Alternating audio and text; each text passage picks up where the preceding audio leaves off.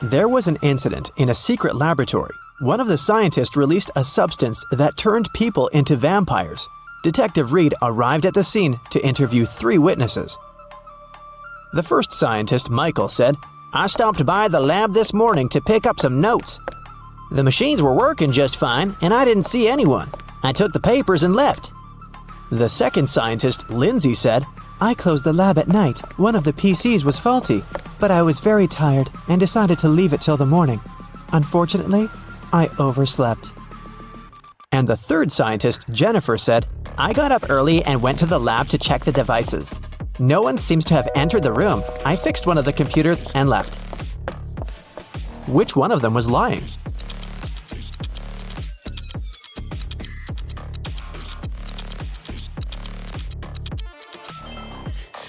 Michael is lying. One of the computers was actually faulty, and Jennifer spent the whole morning fixing it. If Michael had walked into the lab, he would have known about it, or Jennifer would have noticed him.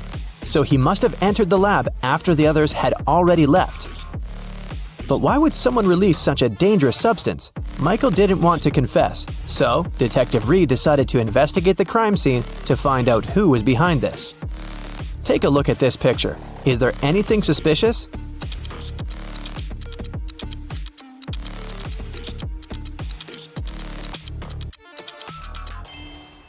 It looks like Michael dropped an ID card. And look, it doesn't belong to him. The name on the card is George Wilson. Let's ask him about the incident. Detective Reed went to Mr. Wilson's office to ask him about the incident. "Oh yeah, I gave my pass to Michael," Mr. Wilson said. "But that's only because I had left something in the lab. My glasses. I didn't have time, so I asked Michael to pick them up." Well, that's not a very clever excuse, but how can you prove the man is lying?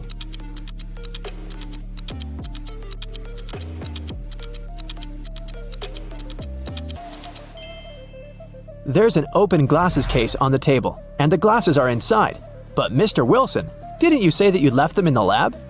"Oh, did I say my glasses?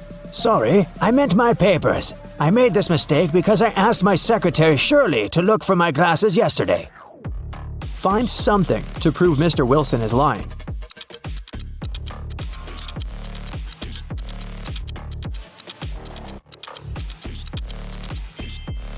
There's a calendar on Shirley's desk. Yesterday was her day off. It's marked red. Mr. Wilson is lying. Mr. Wilson was arrested, but people have already begun to turn into vampires. Can you guess who's actually a vampire?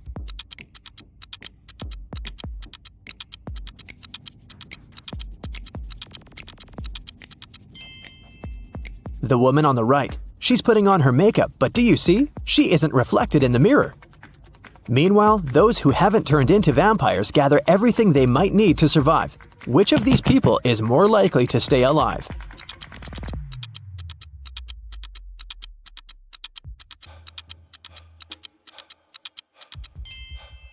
All these supplies won't protect the guy on the right from vampires. As for the girl on the left, she's stocked up on what she can to defeat the vampires. She has a higher chance of survival. Let's check out the subway. There are 2 women here. Which of them is not pregnant?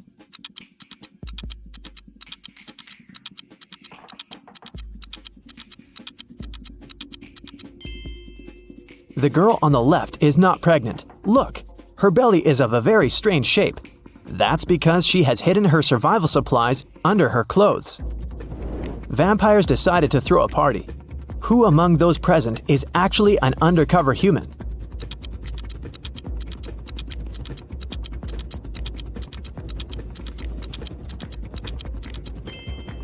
The guy on the left is a human. He's wearing makeup and false teeth.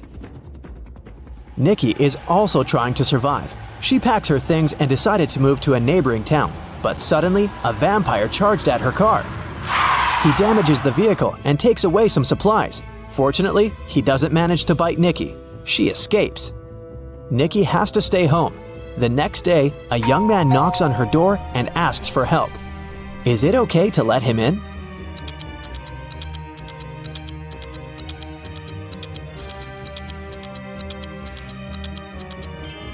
Nope.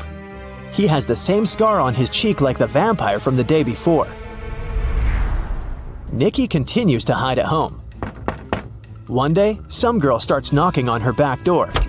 Please help! A pack of vampires is chasing me! Nikki opens the door. The girl is out of breath, but she manages to say, They're almost here! Can I come in? Is it safe to let her in?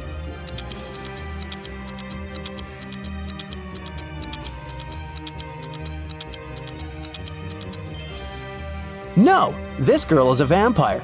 Anyone in this situation would immediately run inside the house, but vampires can't come in without an invitation. Nikki was checking her house and suddenly noticed that there was someone in the attic. She approached the shadows. It was a father and daughter. Please don't kick us out. Sorry, we snuck in without permission. We've been trying to hide from the vampires. The father said, Is it safe to let them stay?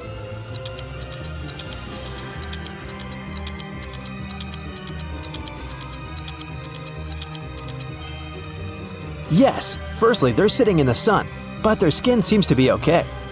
Secondly, they managed to enter the house without an invitation.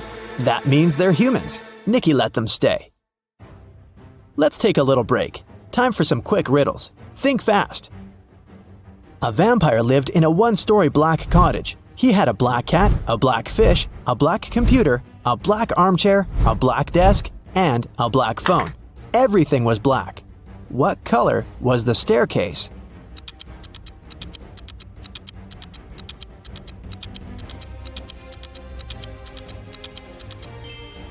There was no staircase in that house because it was a one-story cottage. 3 vampires are walking fast. The first vampire says, 2 other vampires are walking behind me. The second one says, 1 vampire is walking behind me, and 1 is walking in front of me. And the third one says, 2 vampires are walking in front of me, and 2 are walking behind me. How is that possible?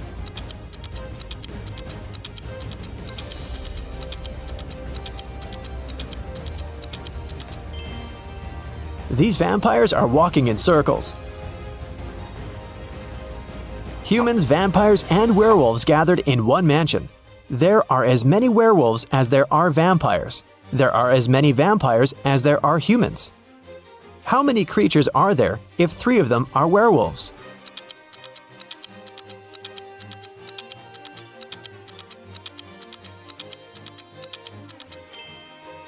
There are 9 creatures in the mansion, 3 werewolves, 3 vampires, and 3 humans.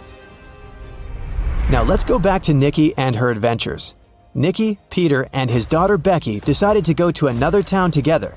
It takes 2 days to get there. They drove all day until night fell. Now they have 3 options. First, they can continue driving until the morning, despite the fact that they may meet a lot of vampires along the way. Second, they can spend the night in the nearest cave with bats. And third, they can sleep in the car. Which option would be the safest for them?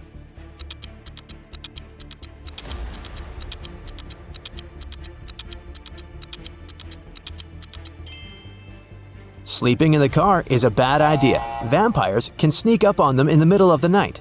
A night in a cave is also a bad option. Vampires can hide among these bats. The safest option is to keep driving. Although they'll probably meet vampires, they have a chance to survive if they drive faster. They drove really fast and managed to reach the city by the morning. But when they got out of the car, they discovered they were surrounded by vampires. To escape, they need to choose one of 3 roads. On the first road, there's a pack of vampires. They're coming straight at the guys. There are wild hogs on the second road. The third road leads through a dark alley with hundreds of bats. Which of these 3 ways is the safest?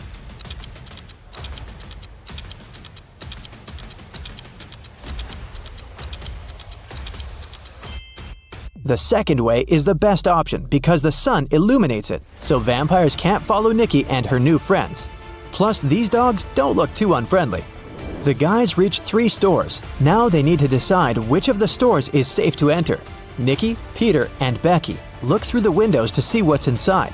The first store is empty, but it seems to be full of traps. The second store is full of survivors, but they look dangerous. And the third store seems empty as well, but it's completely dark there, and you can't see anything except for dozens of bats. Where should Nikki lead her friends?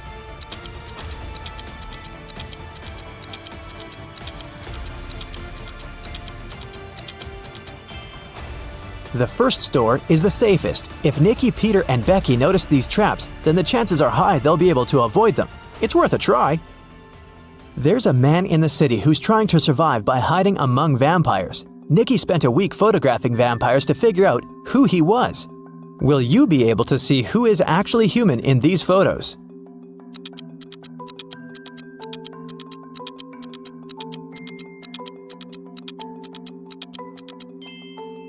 You can see this man has all 4 photos. In one of the photos, he's eating garlic bread, and in this one, his leg is exposed to the sun. He's only pretending to be a vampire. Nikki and the others decided to invite this man to join their group. The man was delighted and said that his name was Douglas. He was a journalist looking for safe places for people. He suggested creating a password that only humans could figure out. They came up with this one: HAWUH. Can you guess why?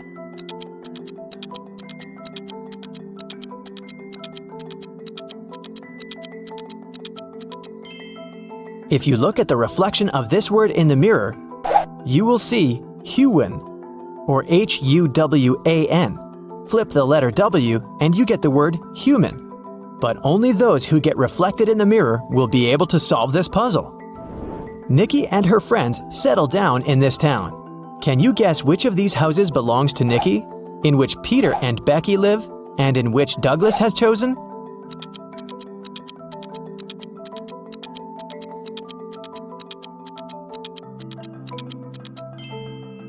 House number 1 belongs to Peter and Becky. There are 2 bicycles next to it. House number 2 belongs to the journalist. Do you see his equipment? And the remaining house, house number 3, belongs to Nikki. Mike has recently left his job. He's looking for a new, more exciting one. But so far, all his attempts have brought 0 results. Can you tell how many job interviews he has failed by looking at his apartment?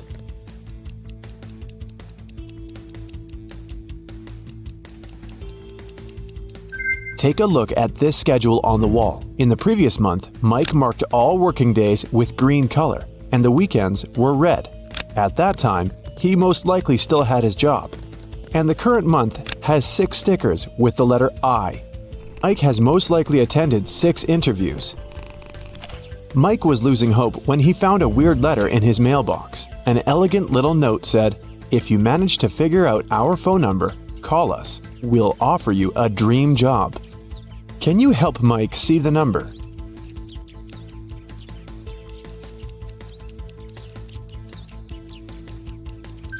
It's 713819. Mike called this number. A mysterious voice asked him to solve a riddle. I make 2 people out of 1. What am I? In a minute, Mike received an official invitation to his dream job interview. What did he answer?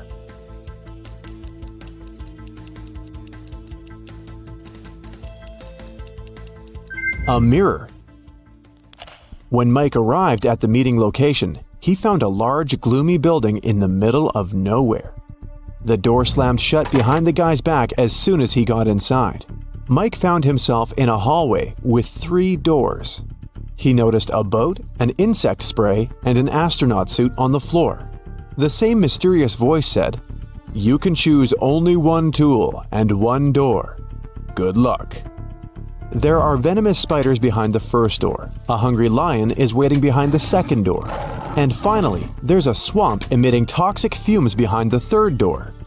What should Mike choose to pass this test and stay alive?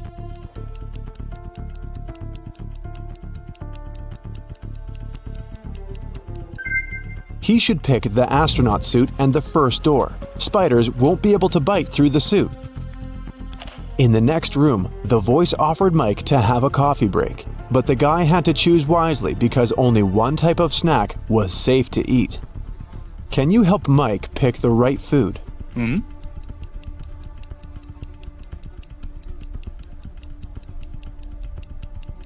There are human nails in the cupcakes and cockroaches in these chips.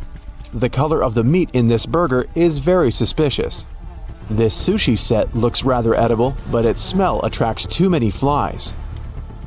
Mike should choose these donuts. They look fresh and appetizing. The cafeteria was filled with people. The voice told Mike to find a thief among them. Can you help Mike get some bonuses for his attentiveness?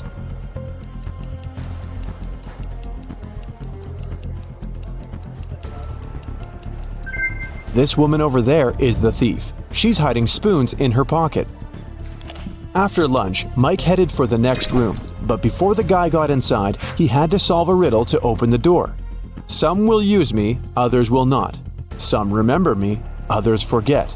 I can't be picked up off the ground or tossed into the sea. You can only gain me with time. What am I?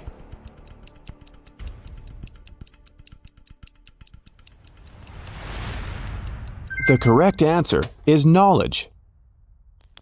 Mike entered a beautiful party hall filled with people in costumes and masks. The voice told Mike to go find one ghost, one zombie, and one thief among these people. Look at this crowd very attentively. Can you see them?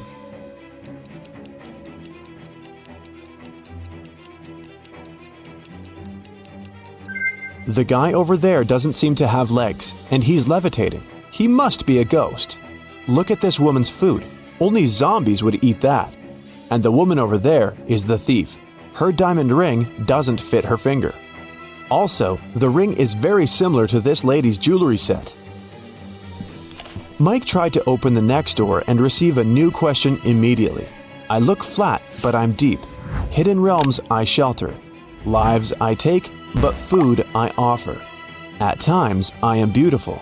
I can be calm, angry, and turbulent. I have no heart, but I offer pleasure and freedom. No man can own me, yet I encompass what all men must have. What am I? Mike solved this riddle and entered the next room. Have you figured out the answer too?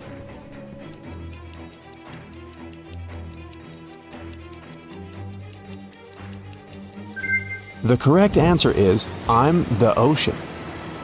Mike saw the next door, but whatever he did, he couldn't open it. He spotted an electronic lock on the door and a map of a maze on the wall. The voice said that Mike must solve the riddle to open the door. Can you help?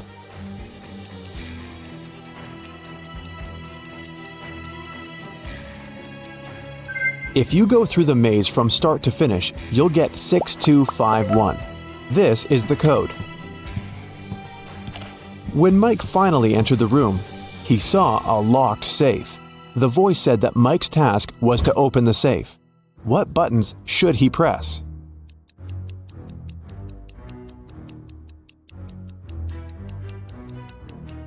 The puzzles present three colors: pink, white, and brown. Mike pressed the correct buttons and unlocked the safe, but he only found one small coin inside. The next room was empty, except for an old vending machine in the corner. Mike came closer and noticed a small key inside the machine. Suddenly, the walls began to move. The room was getting smaller and smaller. The voice told Mike to be careful because the vending machine was broken. Some wires were torn and mixed up. Which button should Mike press to get the key out and get out of the room before it's too late?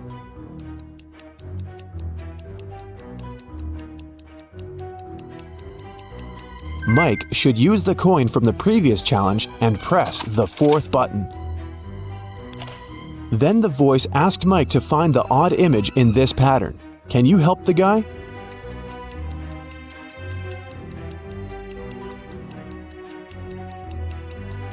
The couple over there is different. In another room, Mike met a nice elderly lady, Miss Jason. She was very upset because someone had broken into her apartment. Mike's task was to find the robber. He inspected the crime scene and questioned 3 witnesses. The cleaning lady, Sarah, said that she'd finished her work at 11 p.m. and left. Billy, a passerby, said that he'd seen a suspicious man in a mask in Miss Jason's window. Kelly, the neighbor, was visiting her boyfriend in another city. Who's lying?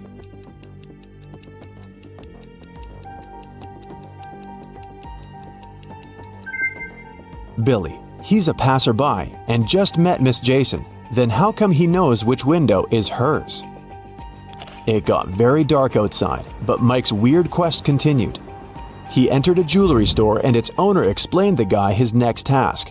Someone had broken into the store and taken the most expensive diamond jewelry. But luckily, the robber left their fingerprints on the shards of broken glass. There are 3 suspects: a werewolf, an elf, and a zombie. Can you help Mike find the real robber?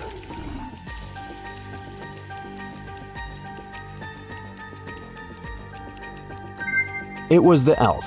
He's the only creature among them with human-like fingerprints. Another door led Mike into a creepy lab. There, he saw a mad scientist playing a strange game with his patients. He asked them to choose between 2 pills. One of them was a harmless capsule with vitamins, while the other one was a sleeping pill. Somehow, the scientist managed to get the harmless pill every time he played this game, and his opponents always fell asleep. How was this possible? And what should Mike do to pass this test?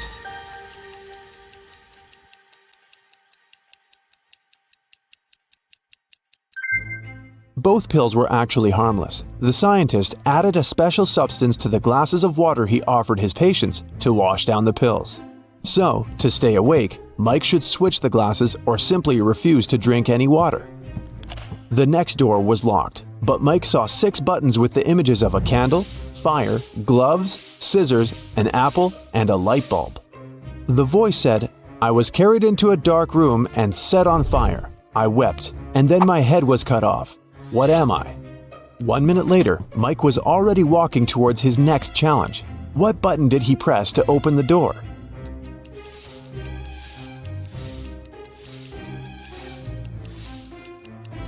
The button with the candle on it. Suddenly, the lights went out. Mike slipped and fell into a swimming pool. Someone turned the light on again, and Mike saw 3 identical ladies in the pool. All 3 of them looked like ordinary women and claimed to be human. But in reality, 2 of them are mermaids. How can Mike find the real woman among them?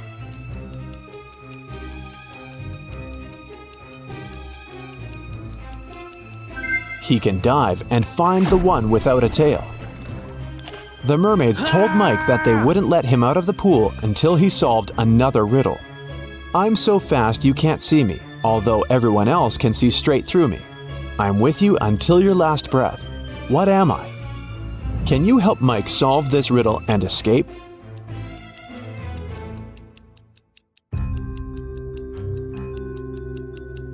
The correct answer is the blink of an eye.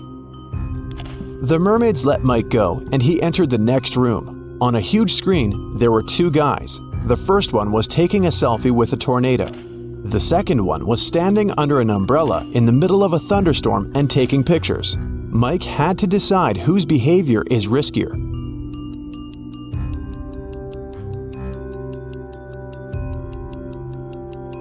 The tornado is very close. Therefore, the first guy is in greater danger. At the same time, the second guy will have enough time for another couple of shots. In the next room, Mike saw 5 zombies behind bars. All those guys were suspected of stealing a car. Mike had to decide which of them was the thief. Have you guessed?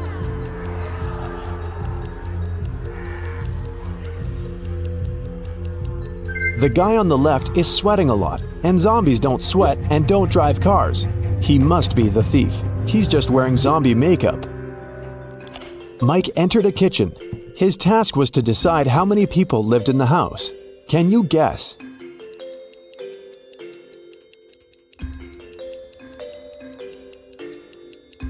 Three people. There are 3 different drinks on the table and 3 chairs. Now look at this bathroom. How many people live in this apartment?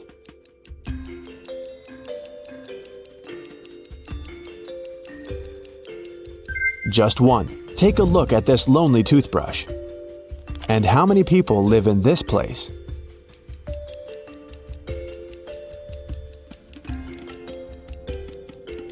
Two people.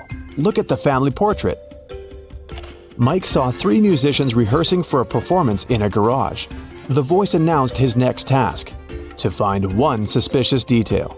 Have you already spotted it?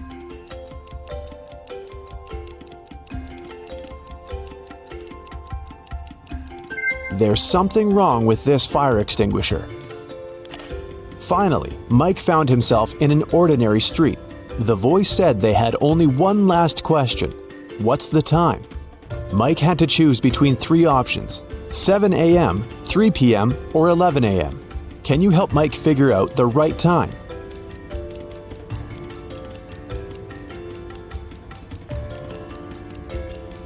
The correct answer is 7 a.m. The streetlights are still on, but the sun is casting shadows from the east. Congratulations, Mike. You're hired. The helicopter has dropped you in the middle of a tropical jungle. You're to prove you can survive in the wild. The jungle is filled with all kinds of beasts. As you go, write down your answers. At the end, they'll help you find out if you have what it takes to survive for real.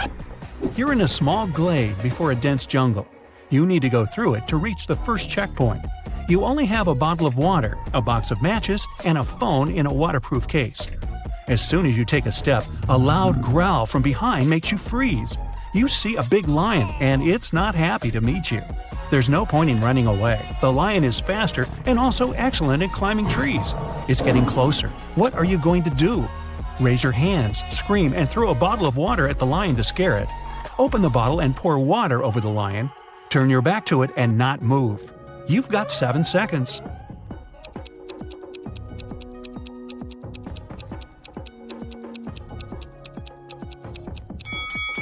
Never turn your back on a lion. The beast knows to be wary of humans, so start making noise and throw a bottle at it. This should help, but if the lion doesn't leave, then you should start slowly retreating. This time, the bottle helped you. The lion runs away, you take the bottle from the ground and go into the jungle. You make your way through the thicket and see 2 bear cubs. They growl so sweetly and seem to want to play with you. You think they're thirsty, so you open the bottle. What will you do next? Give them some water to drink. Take a photo with the cubs because they're so cute. Quickly escape from this place as fast as possible.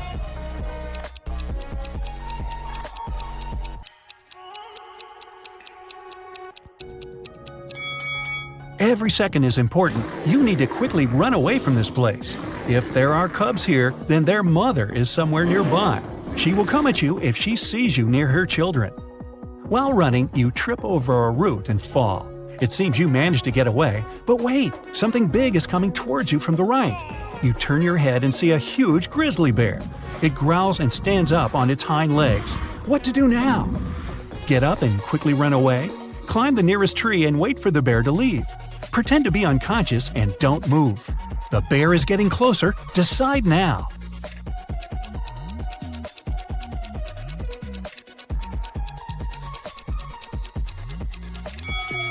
The beast seems clumsy but runs very fast and is excellent at climbing trees. In case of the grizzly, you need to lie down and freeze, proving that you don't mean any harm.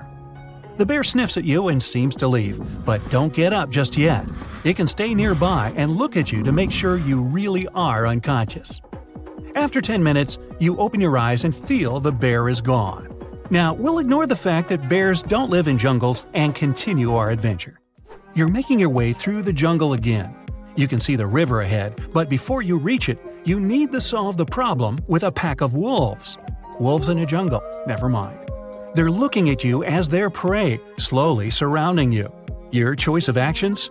Don't let them surround you, press your back against a tree, then quickly climb it. Use matches to set fire to the grass. The fire will scare away the wolves. Scream and splash water in different directions.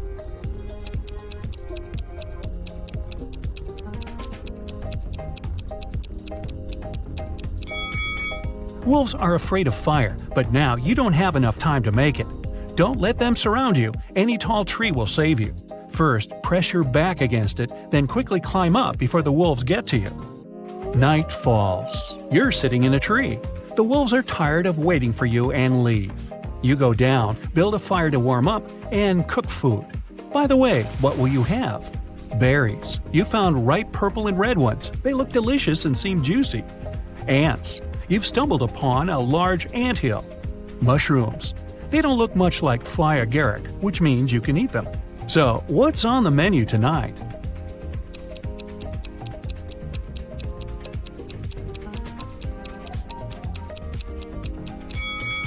Surprisingly, ants are now the most edible thing for you. You can't eat berries and mushrooms if you don't know what they are. They may be poisonous. After a hearty dinner with your aunt, you wait for dawn and continue on your way. The jungle ends and you come out on a wide green clearing with a large lake nearby.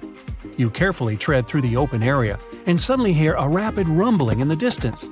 You look around and see a wild boar. It's rushing right at you, snorting and roaring. What will you do?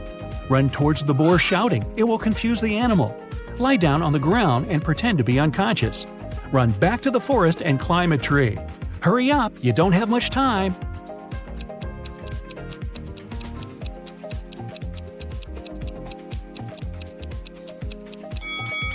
You need to climb the nearest tree. Wild boars will eat anything they can. So you climb a tree, but the boar is waiting for you on the ground. An hour passes, a second, a third. The boar doesn't even think to leave. Fortunately, a bear appears nearby. It scares the boar away and doesn't notice you. You wait until the animals are out of sight, then climb down the tree. You finally come to a lake. You need to swim across it. The good news, you're a good swimmer. The bad news is that there's a shark in this lake. Freshwater shark, huh? Hey, let's just go with it. You dive into the water and swim to the opposite bank. On the other side, there's a small pier with a moored old fishing boat. Where will you go? To the pier with a boat or to the sandy bank?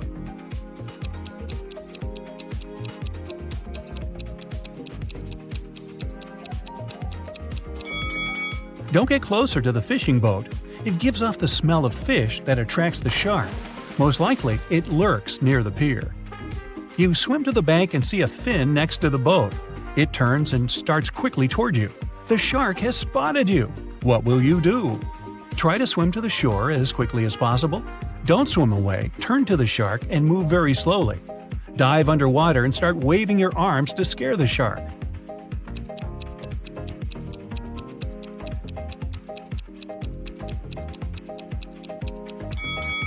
Well, you need to stop. If you start swimming away, the shark will think you're its prey. Take a deep breath and try not to make unnecessary movements. The shark swims away and you calmly reach the shore. Annika received a letter where someone asked her out. The letter was sweet, but it wasn't signed, so she didn't know who it was. She was guessing 3 guys. All of them were her college friends. Who do you think asked Annika out?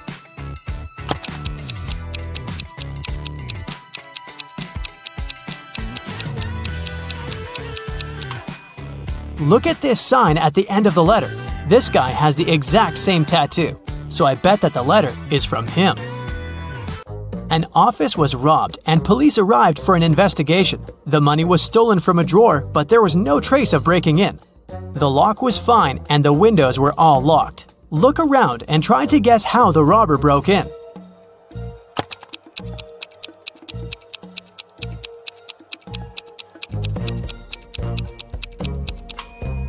Look at the ventilation gate. It's slightly open. The robber must have used this way to get into the office and get out. A police officer was following a robber around the city. Suddenly, the robber entered the hospital and disappeared. When the police officer entered the building, there were 3 workers. One of them must be the robber who dressed up to pretend to be a doctor. Can you tell who?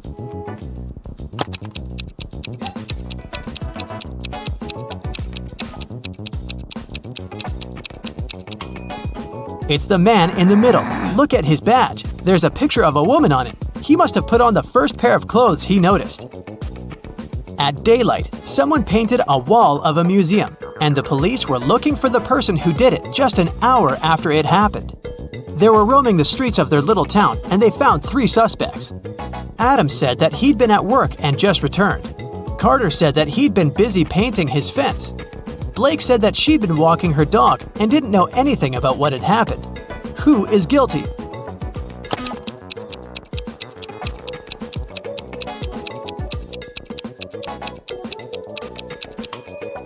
It's Carter. He has paint on his hands, and it indeed goes in line with his alibi that he was painting the fence.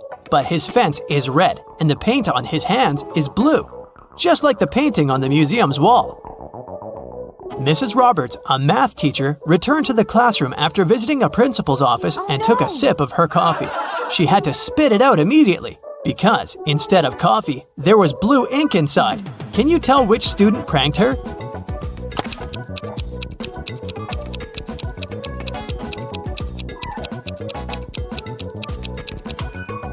It's this one. Look at his hand. It has ink stains on it. Mrs. Taylor works in a selection committee of a big organization specialized in sustainable and green development.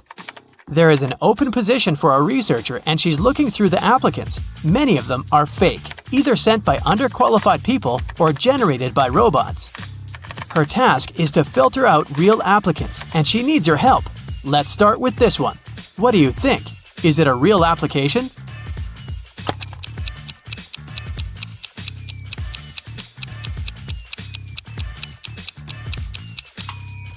No, it doesn't seem so. This girl was born in 2003, so she's 19 years old. She's way too young to have a PhD. She must be lying.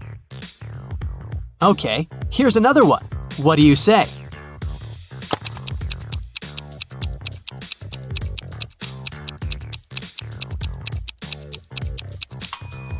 This seems to be another fake. Look at his birthday. There was no February 29th in 1991. This application must have been generated by a robot. Okay then, here's the next candidate for you. What's your call?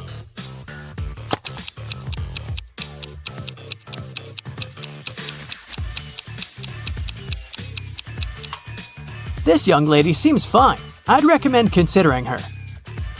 Here's another candidate. What do you say?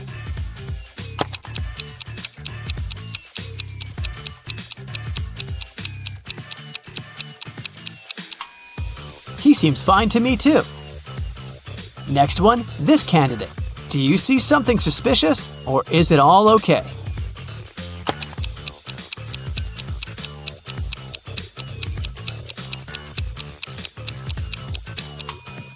Of course not. Look at the photo. It's some random photo of a cat. People don't use such pictures in their CVs. It must be a computer-generated fake. Okay, one last candidate to consider. In or out? What do you think?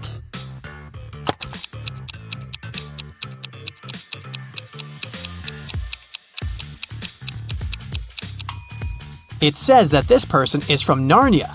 Narnia is a fictional place. It doesn't exist in real life. So this CV must be fake too. A woman called the police and reported that she was robbed. She said that she was in a restaurant bathroom, fixing her makeup when someone attacked her from behind. She couldn't see the person and didn't know what they looked like. The police didn't believe her. Why?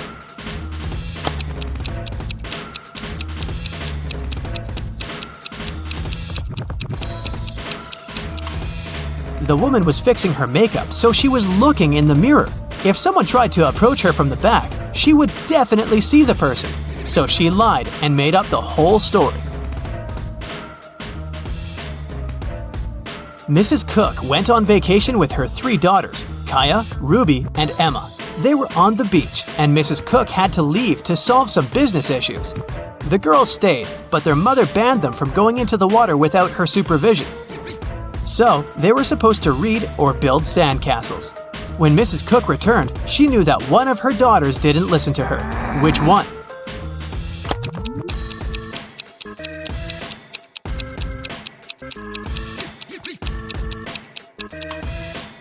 It's Kaya. Look, her hair is wet. This wouldn't happen if she didn't go into the water. There was a robbery in a neighborhood. Someone stole the seeds of rare and beautiful flowers from Mrs. Patterson, which she brought from abroad. The police interrogated several neighbors. Mr. Clark said, "I don't work in my garden at all." Mrs. Moore said, "Mrs. Patterson showed me these seeds and gave me a couple of them, but I'd never steal anything." Mr. Campbell said, "I'd mind my own business." Who stole the seeds?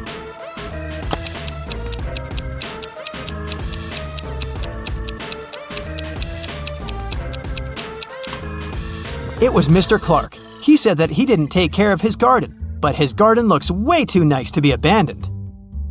In a parallel universe, it's only allowed to have fun and eat candy. No one ever reads or studies. Mrs. Relham came back home after a long and fun day at a club and asked her daughters what they'd been doing. Hannah said that she'd been watching TV all day. Elle said that she'd spent a day in the water park.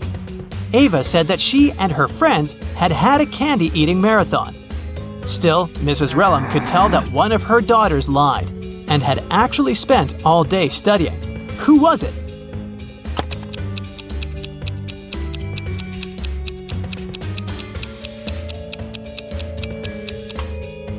It was Hannah. Look, the TV is unplugged, but there's a book with her in bed.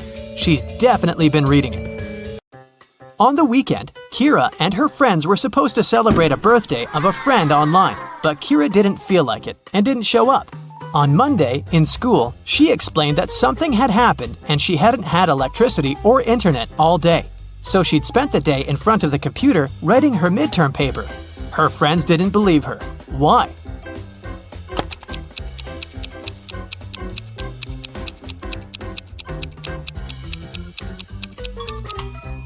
If there was no electricity, she wouldn't be able to work on her computer because it doesn't work without electricity.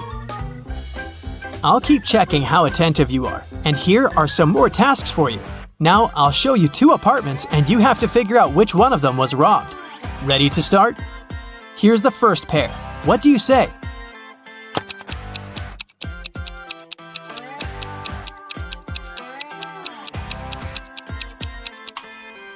This apartment has a broken window, so obviously it's this one. Okay, great. Now the next one. 2 apartments of 2 different people. Which one was robbed?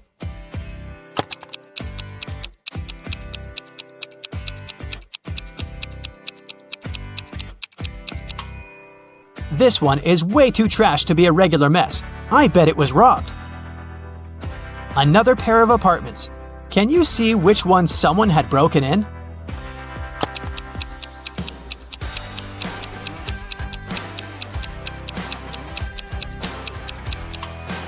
There are dirt stains on the floor. Someone was up here in boots. So I think that's the apartment that was robbed. Okay, we'll keep looking at apartments. But now your task is to say who do you think lives there? What profession does the person have? Let's start out easy. What about this apartment?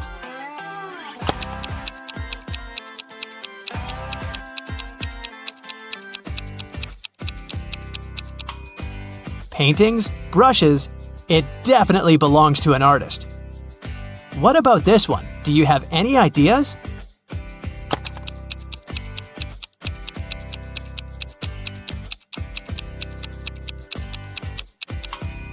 Punching bag, boxing gloves, dumbbells, and some other sports equipment. I'd say there's a boxer living there. Take a closer look here. What are your thoughts?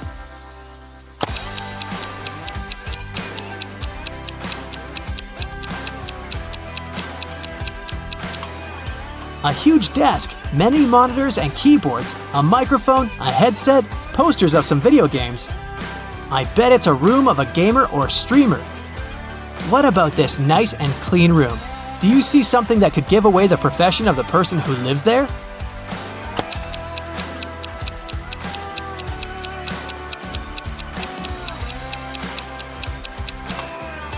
There's a ballet bar, and there are also some tutus in the wardrobe.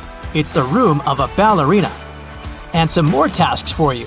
I'll show you some photos and you'll have to find what's wrong or odd about them. Here's the first one. What do you say?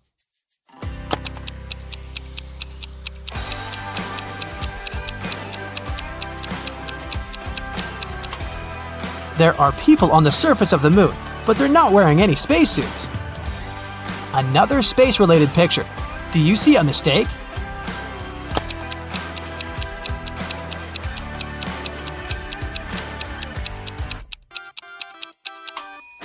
Look closer. It's not the moon, it's Saturn. What about this photo? Do you see something odd here?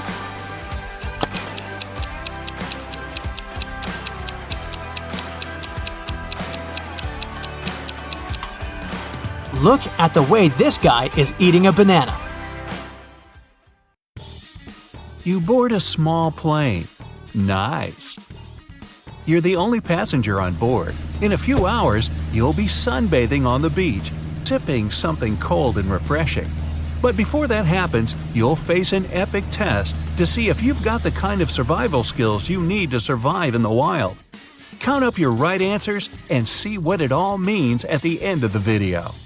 You fasten your seatbelt and fall asleep just before takeoff. Suddenly, turbulence. You wake up from a dream where you were an octopus in an earthquake. The plane's shaking, your luggage falls out of the overhead. This is serious.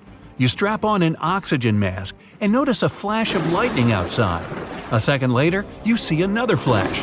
But this time, it's your plane's engine. It's on fire. You're falling. The screeching of ripped metal, screams, and then darkness. You pass out.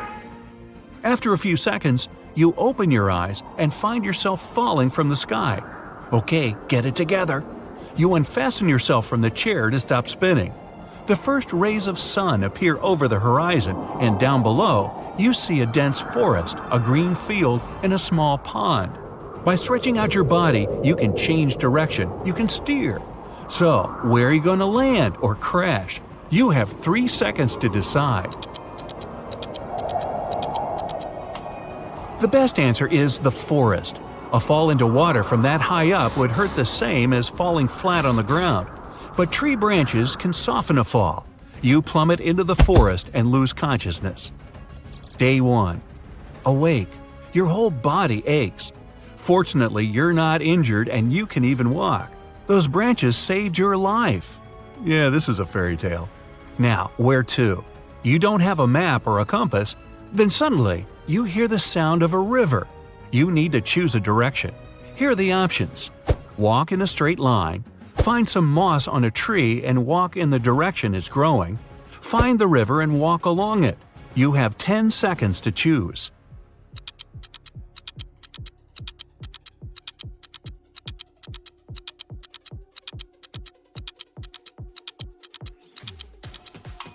Don't go straight if you don't want to get lost and walk in circles.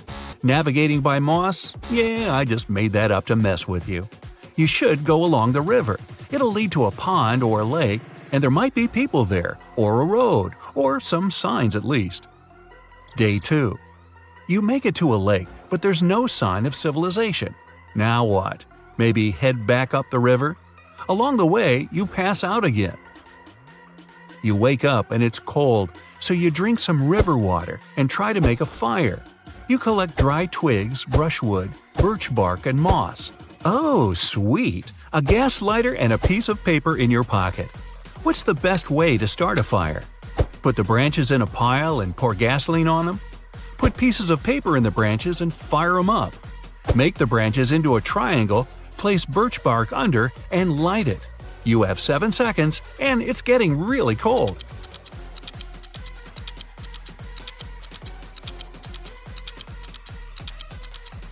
Don't pour that precious gasoline on the branches. It'll burn out too quickly, and those fumes are bad for you. The paper will burn off too fast, and the wood won't catch fire. The triangle of wood will let air pass through it. That's the key. Fire and air, a match made in heaven. Get it? Match? Okay. Day 3. You finally get warm, drink some water, and continue along the river. Uh-oh, you haven't eaten anything for 3 days. Gotta get on it. You don't know how to fish, so you go into the forest to find some food. You have a few choices. Berries, they look delicious and seem pretty juicy. Ants, mushrooms. You have 7 seconds. Choose wisely.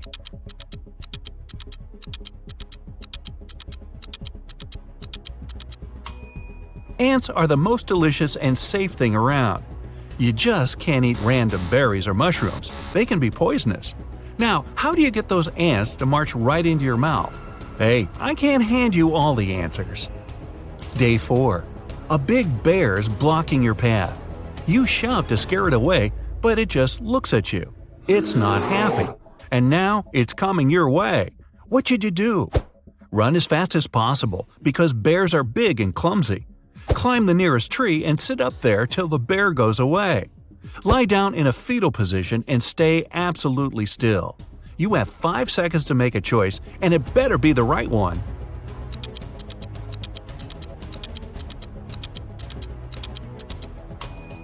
Bears are fast and can climb trees like they're oversized squirrels.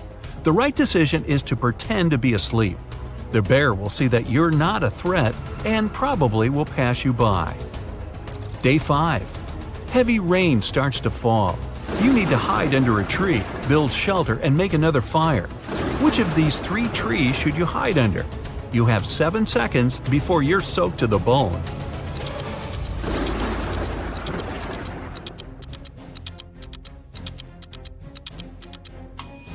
The tree on the left is rotten and might crumble at any moment.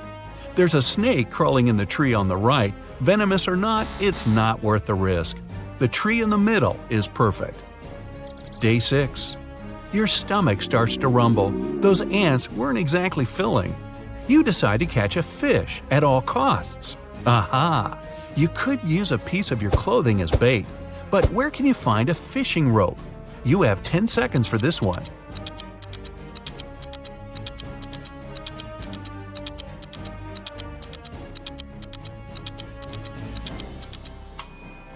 The answer is your shoelaces.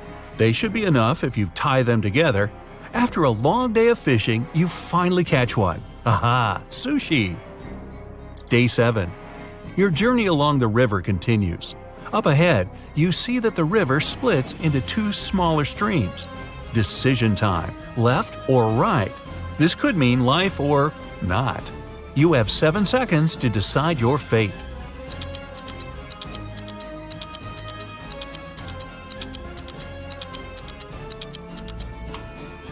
Definitely the right stream. There are wolf tracks by the left stream. A pack of hungry wild animals? Yeah, no thanks. Day 8. No way, you're saved! In the distance, you can just make out the roof of a big house. You run over and tragedy. The house is totally abandoned and almost destroyed. But you still decide to go in. In the hallway, you see 3 doors. There's a sign with snakes and spiders on the first door. The second door also has a sign, a pit with spears at the bottom. The third door has a lightning bolt sign on it, probably some high voltage stuff going on in there. Which room should you choose? I'll give you 10 seconds for this one.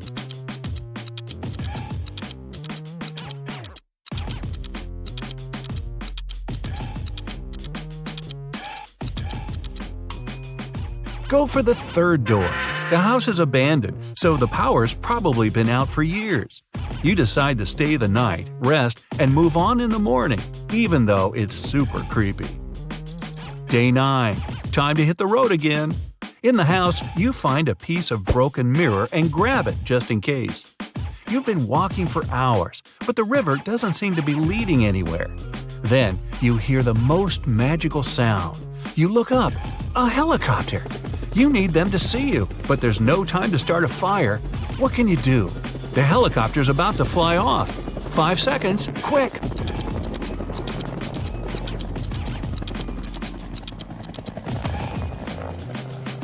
Grab that piece of mirror. You can reflect the sun off it and try and direct the light at the helicopter. Yeah, you've been spotted, but you can't be saved. No. Thunderclouds come out of nowhere and force the helicopter to fly away. Your best bet? Stay right where you are. That helicopter will come back for you tomorrow, hopefully. Day 10. You wake up in a good mood. The rescuers will be here soon. You take off your shoes to wash your feet in the river. Then, a not-so-magical sound. You hear a growl. 2 wolves are staring down their noses at you. You start running in a total panic. The wolves start to chase you. They're catching up. There are 3 paths up ahead. The first road is covered in hot coals.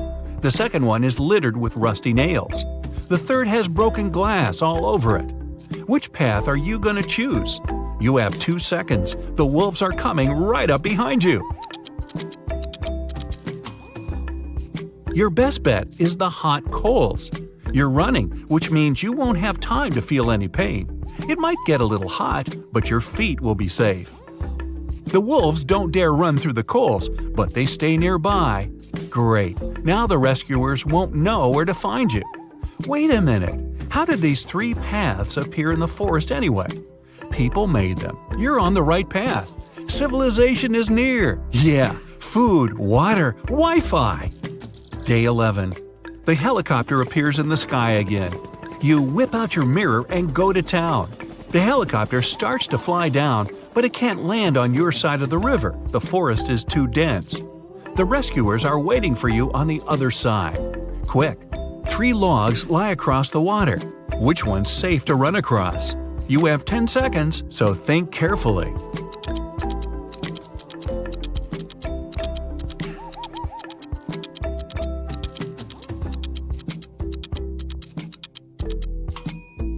The first log looks old. The river might carry it away at any moment. The third log, well, it's a crocodile. You need to cross the river on the second log. You're saved! Next up, a cool ocean breeze. But what you don't know yet is that there's one more test. You'll be swept far out into the ocean after you accidentally fall asleep on a little boat you rented. But that's another story. Now, let's check out how well you did. 0 to 4 points? You better not go camping without an experienced guide. Hey, don't worry, survival in the wild isn't for everyone. 5 to 9 points? Not bad. If you get lost in the forest, you won't panic. But things might get a bit hairy if you have to stay out there for more than a couple of days. 10 to 12 points. Wildlife is your second home. If things get really bad, you could just camp out in the woods forever. Hey, just never mind that part about falling out of the plane without a parachute. Old King had no heirs to the throne, but he needed one, so he asked the smartest young people in the kingdom to gather at the palace. He gave them each an egg. Then he said that whoever took the best care of their egg and could grow a beautiful bird would be the next king or queen. Half a year later, the young people came back with gorgeous birds of different kinds. Only one girl, Scarlet, came back empty-handed. She said she couldn't do it. Surprisingly, the king announced her to be the next queen. Can you explain why?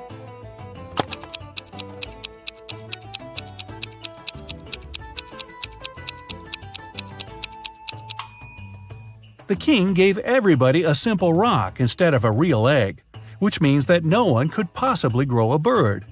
Everyone else cheated except for Scarlet, and the king realized she was the only one who would make a good and fair queen. Ariana wanted to have some pocket money, so she started to work at a bookstore. At the end of her first day, she noticed that one book of the collection was missing. There was no record of someone buying it, so it must have been stolen. Ariana was an honest girl. She went to the manager and admitted she hadn't noticed the theft. But the manager just laughed and said that nothing was missing. Take another look at the bookshelf and try to figure out why.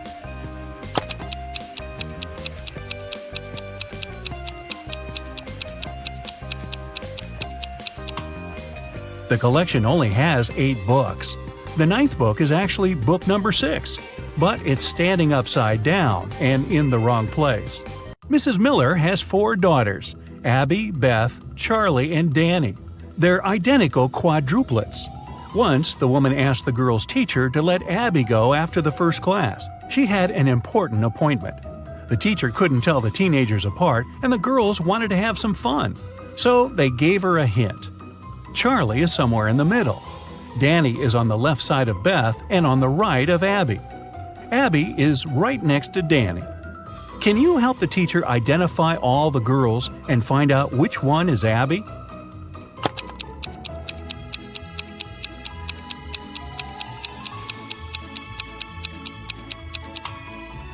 So we know Charlie is somewhere in the middle, and since Danny has someone on both sides, she's somewhere in the middle too. If Charlie is the second, Danny must be the third, and since Danny is on the left side of Beth, Beth must be the fourth, and Abby the first. But it can't be true, because Abby and Danny are supposed to be next to each other. But if we switch Charlie and Danny, Danny will be right next to Abby, but still on the left side of Beth. It means that the right order is Abby, Danny, Charlie, and Beth. Abby is the first girl.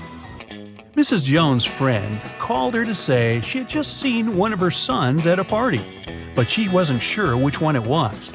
Mrs. Jones never allowed her sons to go to parties.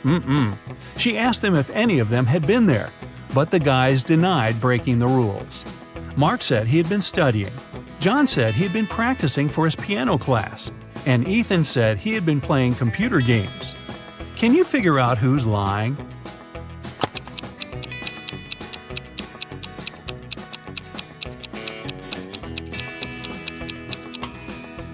Ethan. Look, he has a lipstick stain on his collar. A company was hiring a new manager. They wanted full commitment, so they didn't want this person to have a family. Ben and Rob came to the interview. Both of them said they weren't fathers and didn't plan to become ones. Rob had a flawless resume, but the company still hired Ben, even though he wasn't as good as Rob. Why?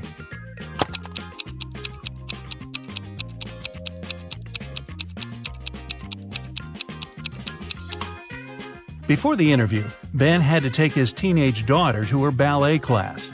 After that, he accidentally brought her pink ballet backpack with him. The HR specialist noticed it and realized Ben had a daughter. In June, all students had their final math exam. The professor looked at them and understood that one of them was going to cheat. Who was it, and how did the man figure it out?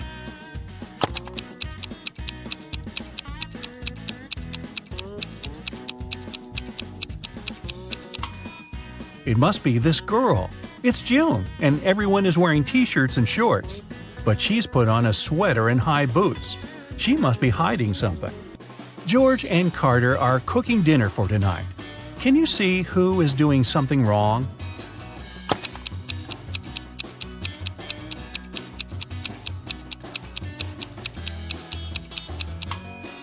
It's Carter. Look, he's using rat poison as a salad dressing instead of oil by accident. I think I'll skip the salad tonight. Liam and Owen were camping in a forest. Suddenly, they saw a bear near their tent. Liam decided to run away, and Owen froze and stood still. Who is in danger?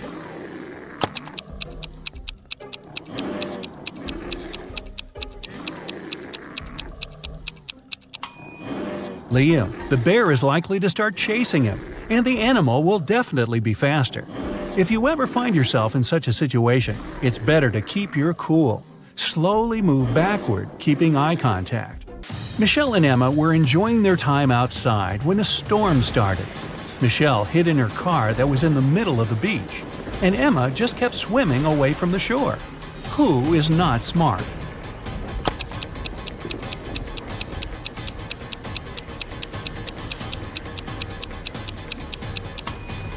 Emma. She should get out of the water immediately and join Michelle in the car. It's dangerous to touch water during a thunderstorm. Two friends, Tom and James, went swimming after school. They found a nice spot and decided to jump from a cliff. Can you tell who's in danger?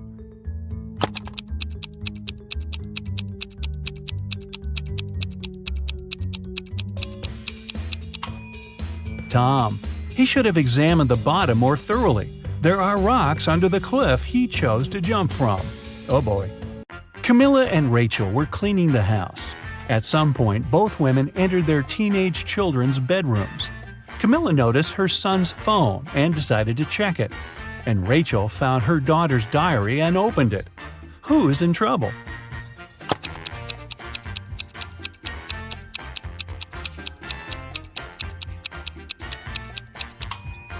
Both mothers aren't doing that great, checking other people's personal things. But Camilla is about to get busted. Her son is about to walk into the room. Elizabeth and Mackenzie are both late for work. They're driving over the speed limit. Who isn't smart?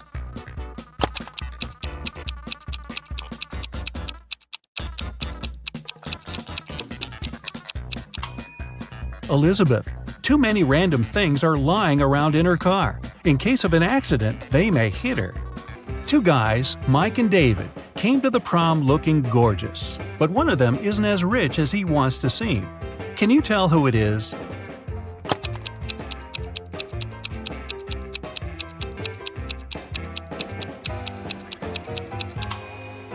Look at Mike's shoes. They're all dirty. He must have been walking to the prom because he couldn't afford a car. But I'll bet his girlfriend loves him for the great guy he is, not how much money is in his pocket. Jim goes hiking and gets lost in the woods. After a while, he gets really hungry. Jim wanders around and finds these three options, but only one of them is safe. Can you help Jim make the right choice?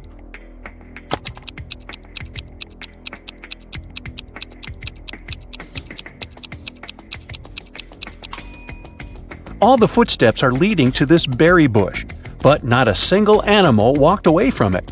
so the berries are probably poisonous. There's a scorpion creeping around these delicious bananas, so Jim should choose the apple tree.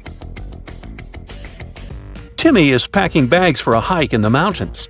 Can you sort out extra items?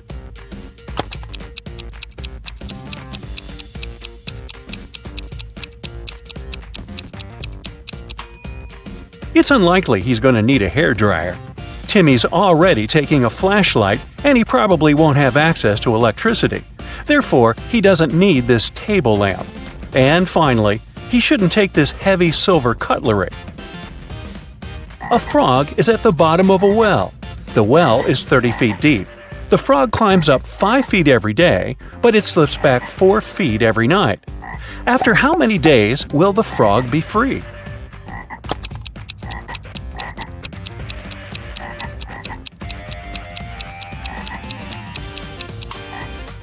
"26 days. Wow. The frog climbs up by just 1 foot per 24 hours. So in 25 days, it will be at the level of 25 feet.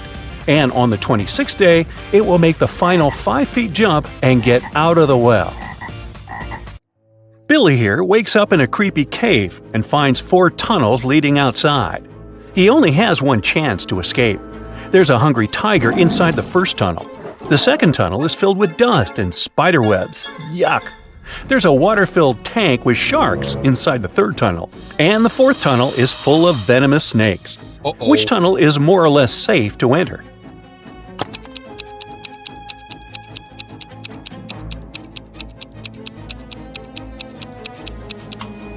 Billy should choose the second tunnel. There are no spiders in this picture, only the webs. Crawling through them might be unpleasant, but at least he'll stay safe. 3 tourists go hiking and get into trouble. Surprise, surprise. Can you guess who has more chances to survive?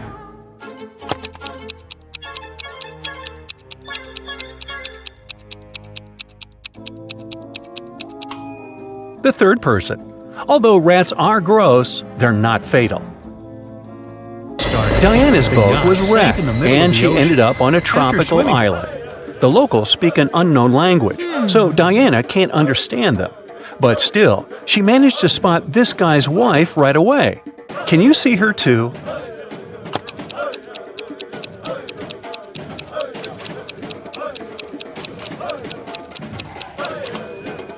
It's the third lady. They have similar tattoos. Wendy is walking in the woods and falls into the trap of evil elves. She offers their king a deal. "If I write your exact age on a piece of paper, you'll let me go." The king agrees and gives Wendy a piece of paper and a pen. In a minute, he lets her go. How did she do it?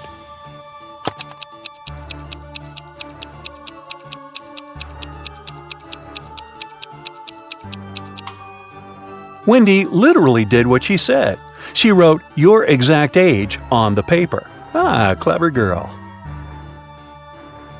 Stan is walking home in a haunted city. He finds a nice spot to shoot a TikTok. But unfortunately, he falls into a basement. Stan looks around and finds 4 doors out. There's a hungry dragon behind the first door. The second way is filled with intense fire. There's a desert filled with hungry piranhas behind the third door. And venomous snakes are waiting behind the fourth door. Which way is the safest?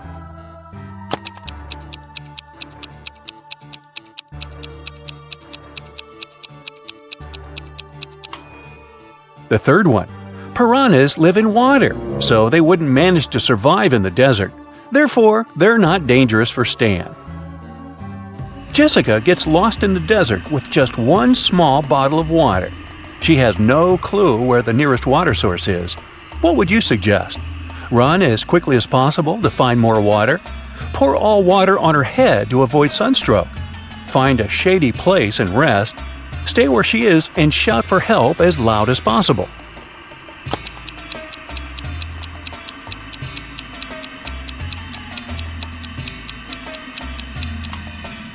The third option is the best. When it gets darker and cooler, she can walk further and find help. Tilda is boarding a private jet. The crew greets her, and she spots an imposter among the crew members right away. Can you see this person too?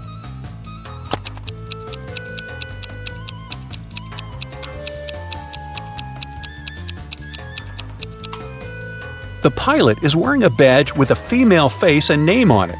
Therefore, he had stolen someone else's ID. Tyler wakes up in the morning and finds out that his shadow is gone. He goes to the local witch. She offers to choose from these 6 options, but only one of these shadows really belongs to Tyler. Can you spot which one?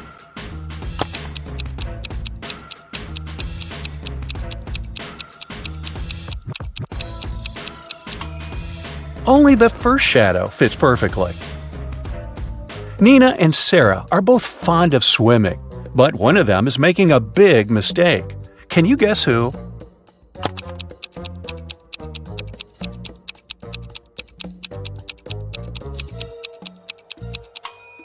Nina. The sign says that the water in this river contains toxic waste.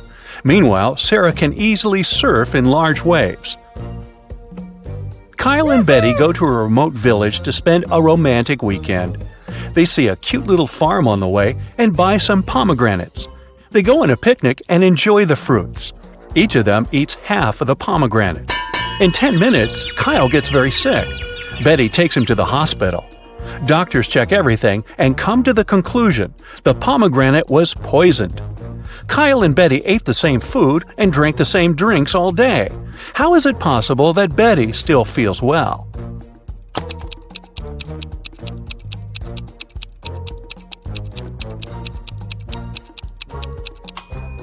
The poison was in the white seeds.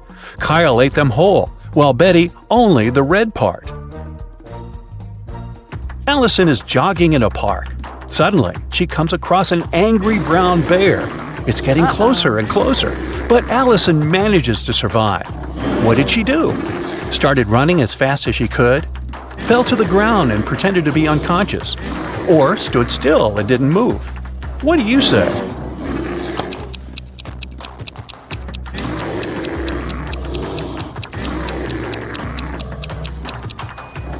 Usually, brown bears only attack people when they're surprised or feel threatened.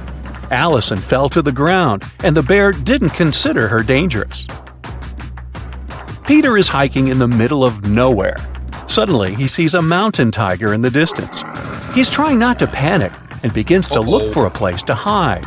There are 3 possible options, but only one of them is more or less safe. Can you help him make the right choice?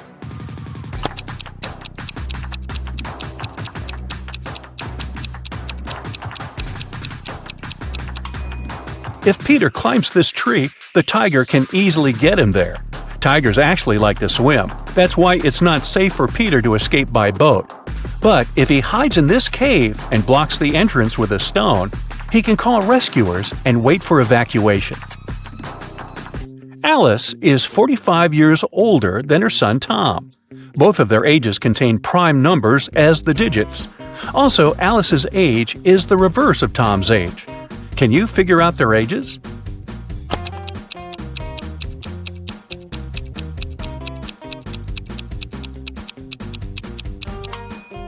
The only single-digit prime numbers are 2, 3, 5, and 7.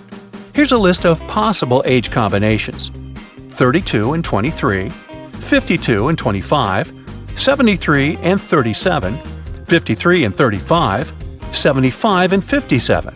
72 and 27, but only the last combination meets the first requirement. The age difference should be 45 years. Therefore, Alice is 72 and her son is 27. Polly is an archaeologist. She excavates an ancient city. Suddenly, she finds a beautiful antique vase, or vase if you prefer.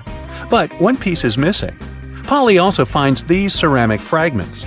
Can you help her find the missing piece of the vase?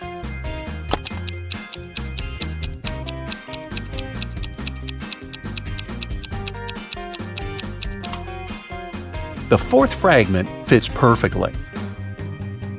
Dan lands with a parachute in a field in the middle of nowhere. Been there, done that. He finds the nearest bus station to get back to the city, but only one of these 4 buses will arrive at the station. Can you guess which one?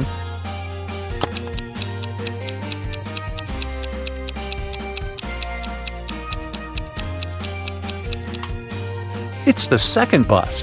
You can crack this maze much easier if you start drawing from the final destination.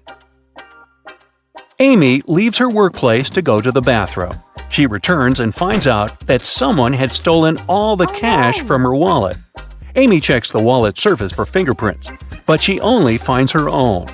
The next day, Amy questions 3 of her coworkers.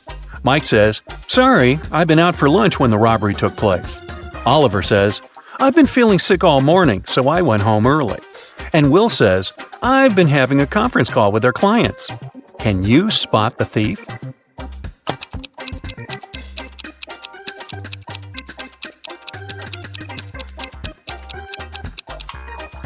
It's Oliver. Take a look at his trash bin. He used gloves to steal the cash and then left them in the trash. He's the clumsy culprit. Taylor finished another awesome ice fishing session. He packed up his gear and walked back home with his dinner. Halfway back to the car, he realized he was being followed by a hungry cougar. It started chasing him. Taylor was so close to his car, but the cougar was gaining on him. What should he do?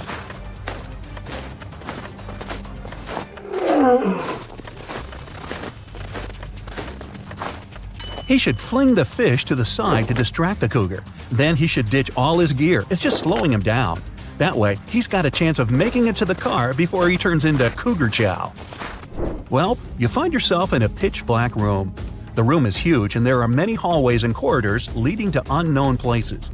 You need to find your way out before the room starts heating up like an oven. You only have 2 minutes. You can feel some pipes on the wall but nothing else. How can you save yourself?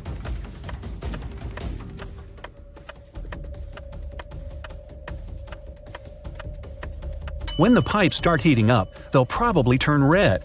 It'll already be super hot by then, but you'll have just enough time to figure out the layout of the room and find a way to escape.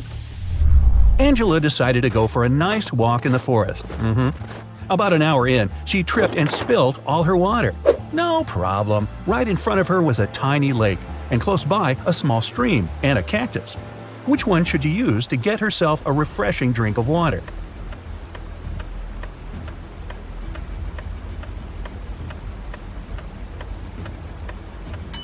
She should head for the stream. That lake isn't moving. That means it probably has bacteria living in it. And a single cactus won't have enough water to quench your thirst. Even though the stream is pretty small, moving water is almost always the safest option. What are those things? Ah, paw prints. Those are bear tracks heading to the forest, a wolf print coming out of the forest, and some elk prints heading toward a lake.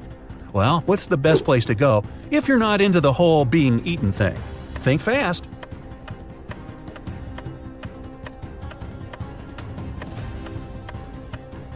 The bear going into the forest probably scared that large dog off. Oh, you thought those were wolf prints? Not likely. Wolves mostly travel in packs. The bear is most likely chasing the elk, so they'll both end up at the lake. That means the forest's safe for now. You're stuck in a well in a small village, and the water's already up to your knees. There's a rope leading to the mouth of the well, but it's definitely not strong enough to hold you. You look around and find a bucket, some clothing, and a lighter. How do you escape?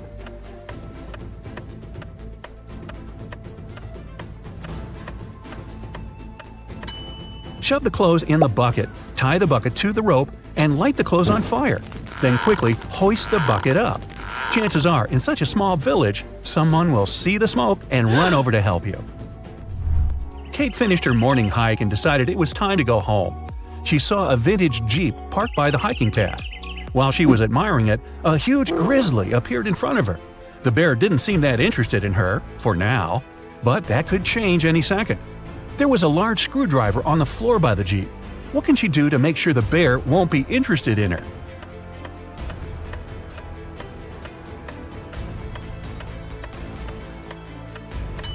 She can puncture the gas tank with the screwdriver and douse herself in gasoline. That way, the bear wouldn't be so interested in her scent. Eric was out camping and he needed some light to see in the dark. He reached into his tent, but his flashlight wasn't working for some reason, and his phone only had 10% battery. He looked around and saw a bottle of water, an empty sandwich bag, his hiking boots, and a pillow. What can he do to make more light?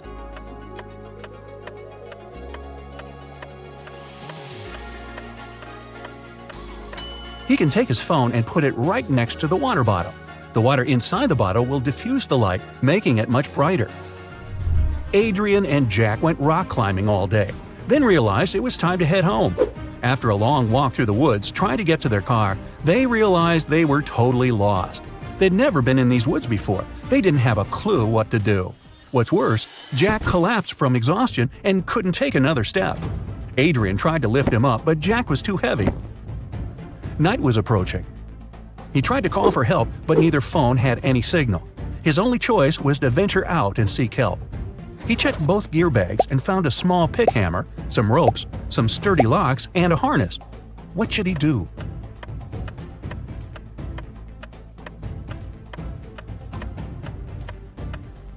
Adrian should put on the harness and tie all the ropes together to make one huge long one. Then he should tie one end to Jack and one end to his harness. That way, if he got lost in the woods, he'd be able to find his way back to Jack. That's one long rope. Nora's family was out for the day, and she was going to surprise them all with a triple chocolate raspberry cake. Right after plugging in her mixer, she heard a small pop, a fizz, then the electricity shorted out, and her precious mixer broke out in flames.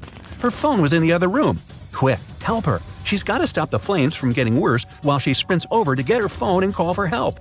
What should she do?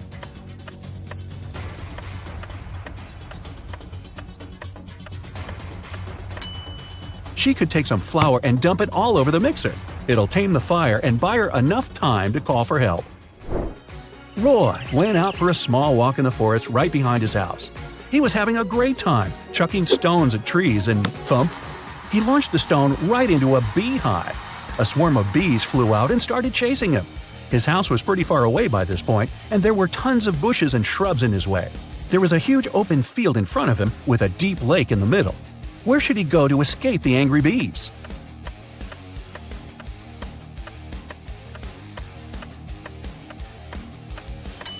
Jumping into the water to escape from a swarm of bees doesn't work. They'll just wait right above you and sting you when you resurface to breathe. The trick is to run as far away as you can, head for the house, and shut the door, Roy. You decide to change your clothes in your apartment. But suddenly, you hear someone scream for help outside. You run out of the apartment and forget to lock the door. A woman is crying in the street. She's standing near the road. In the distance, you can see a car leaving at high speed. The woman says her new car has just been stolen. You get into your vehicle and start chasing the criminal. The suspect gets out of the car and runs toward an abandoned house. He climbs over the fence and disappears inside. You go there after him. In a small hall, 5 zombies are walking in different directions. But zombies don't drive cars. One of them is the thief pretending to be a zombie. Who is it exactly?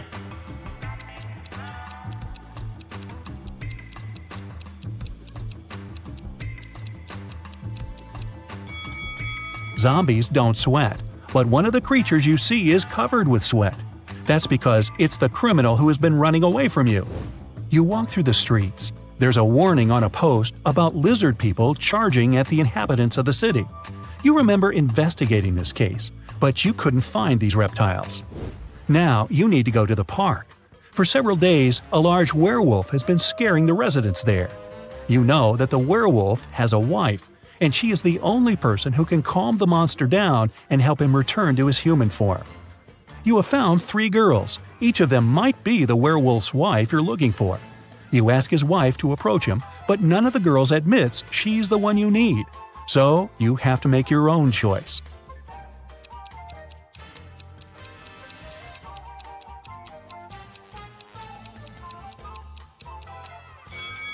Do you see some wool on this girl's clothes? It's the wolf's fur, which means she's the wife. She walks up to the monster, hugs it, and the werewolf turns into a human. You're hungry. You drop by a pizzeria. The owner of the restaurant says that someone has taken all his weekly earnings from the safe. The thief wore gloves and left no fingerprints. The video cameras were turned off. You know this pizzeria has had several similar incidents over the past year. Every time, the insurance company paid the owner the entire amount that had been stolen. You're sure the owner took his own money to use the insurance again. Take a look at the office and prove that the owner is guilty.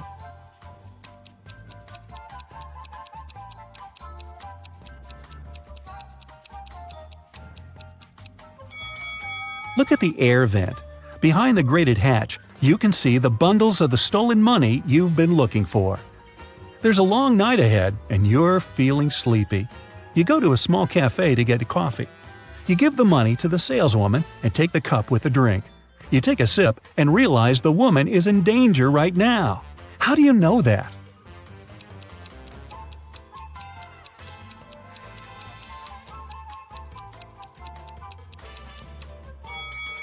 "Help me" is written on the cup she's just given you. You decide not to leave the cafe and sit down at the table. You can see a man in a black raincoat and hood sitting at the other end of the room.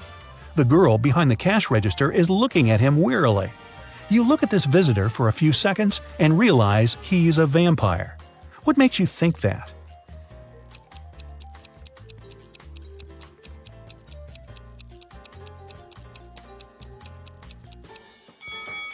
It's night outside. You can see your reflection in the window. The hooded man is sitting by the window too, but isn't reflected in it. He's a vampire. The coffee has cheered you up a little. You're walking along the street, lost in thought. That's why you don't notice an open maintenance hole in front of you. You fall and find yourself in a dark sewer. Phew! Fortunately, you're not hurt. Shh! You can hear some noise at a distance. You turn on your flashlight and slowly walk forward. Soon, you come across a cage with several people inside. They say a mad scientist caught them and put them in this cage to conduct experiments. You need to free the prisoners. But where can you find the key? Carefully inspect the laboratory.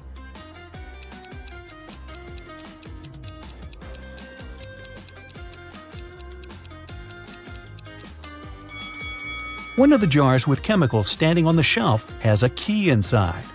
You take it out and are about to open the cage, but the scientist returns. He tells you not to do this. The people inside are actually mutant lizards. The scientist admits that he accidentally turned regular crocodiles into humans. The scientist managed to catch these monsters and put them in this cage. He's going to turn them back into reptiles and let them go. The prisoners say they are humans, and the scientist lies. Who do you believe?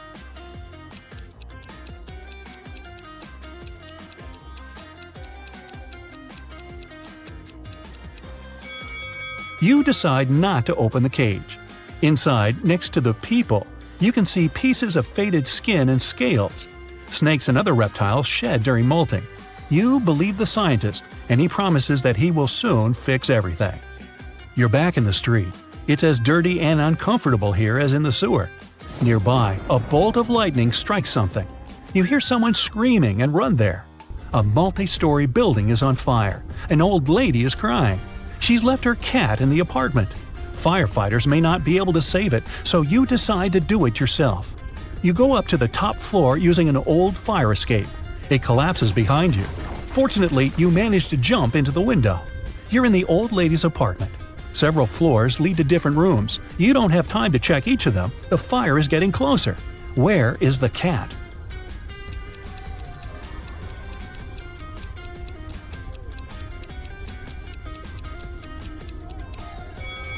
That door is scratched at the bottom. Those are claw marks. The cat must be there. You open the door and see a big black cougar. The fire is everywhere, and you can't go out through the main entrance. There is a window leading to the backyard and a fire escape. Where will you go?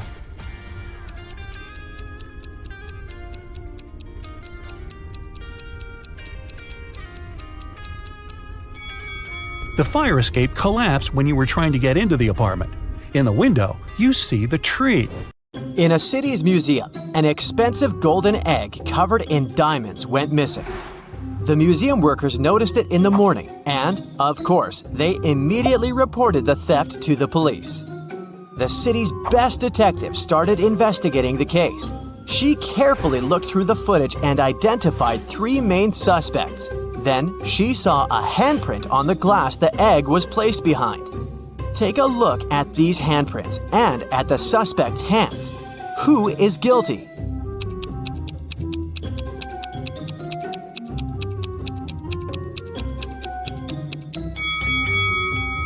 It's this person right here. Look, the prints of the fingers aren't full because something came in the way. This person is wearing rings right there, so it's their print. In a little town, someone stole an expensive silver collar for a cat, covered in diamonds and precious gems. The shop's owner called the police, and the investigation started. There were 3 suspects. Mr. Johnson said, I came to look for earrings for my daughter's birthday. We don't have any pets. Mrs. Martin said, I got a bracelet for myself. I didn't steal anything. Mrs. Tanner said, I have no idea what you're talking about.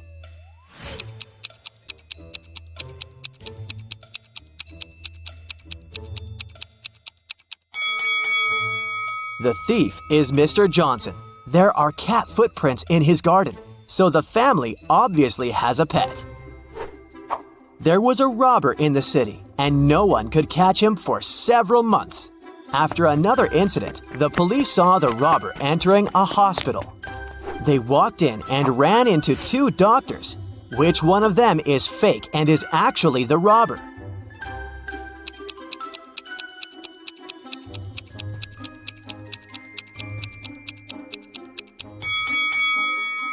It's this guy, the one who's wearing headphones instead of the stethoscope.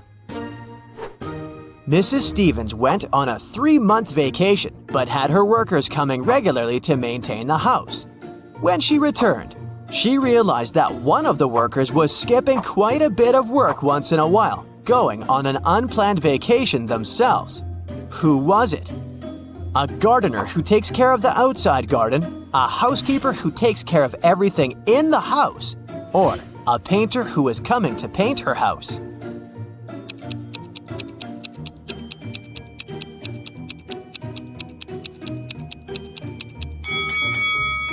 It's the housekeeper. Look, the houseplant's dried out. Seems like he skipped a couple of weeks of work and probably only cleaned the house right before Mrs. Stevens returned. Do you think you can figure out who the bride of this man is?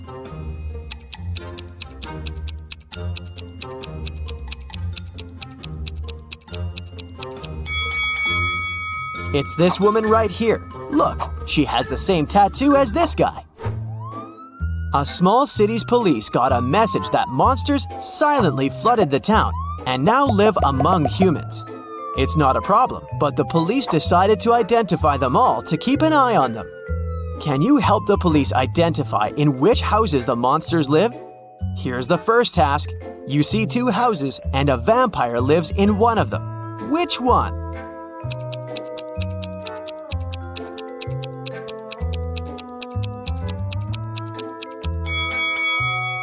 It must be this house, the dark one where the blinds are closed on all the windows. Vampires don't like sunlight. Okay, the next task is to find the house of a mummy. Here are 2 possible options. Which house does the mummy live in?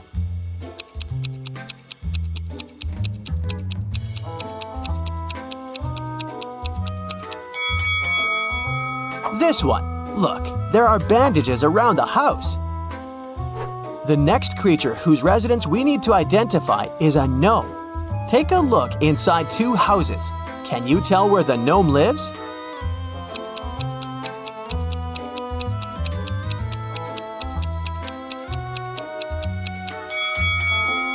Probably in this house. All furniture is smaller and placed way lower than in the other house, so it must be the residence of someone small, like a gnome. Now, we need to find the house of a centaur. Take a close look at both houses. Can you identify the one?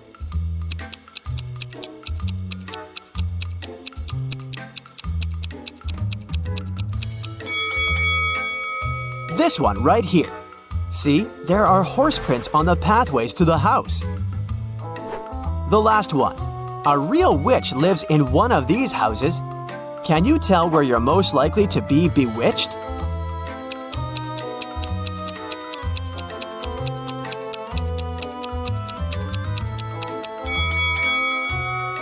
Did you notice this cute black cat? That's a famous witch sidekick, so my bet is on this house. On a cold January night, Delaney was found unconscious in the cloakroom when her best friend Jane came looking for her. She was at a house party with a bunch of college students. The police interrogated several students, asking where they were around the time of the accident. Allison said, "I was upstairs all the time, dancing with my friends." Liam said, "I went to a kiosk to pick up some candy for my girlfriend. There were only drinks and chips." Oliver said, I was talking to a girl. She seems to like me. "Who should have been taken to the police station?"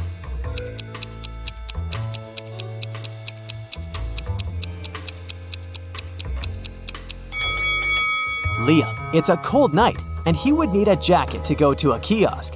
And if he needed a jacket, he would go into the cloakroom to get it, and would have found Delaney instead of Jane. So either he lied or walked past an unconscious girl. Getting hungry and want to boil a 2-minute egg. If you only have a 3-minute hourglass timer, a 4-minute hourglass timer, and a 5-minute hourglass timer, how can you boil the egg for only 2 minutes?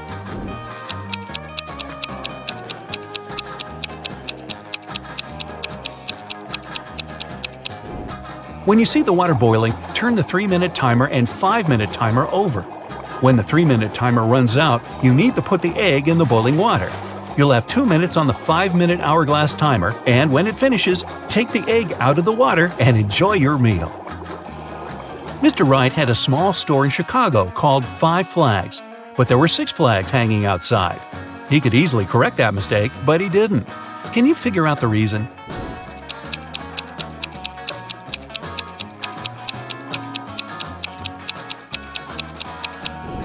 At first, it was just a mistake, but later Mr. Wright noticed that people would often come to his store to tell about that problem, which increased his sales. A wise king realized he was tired of all the hard work he had to do, so he decided to find someone who could replace him. He decided to make a challenge, and the one who nails it will become the new king. Anyone who wanted to take the throne needed to put a whole cucumber into a glass bottle without cutting the cucumber or damaging the bottle. The participants had a week to do it. This challenge seemed to be impossible, so only 5 people decided to take part, and there was only one winner. How did he put the cucumber in the bottle?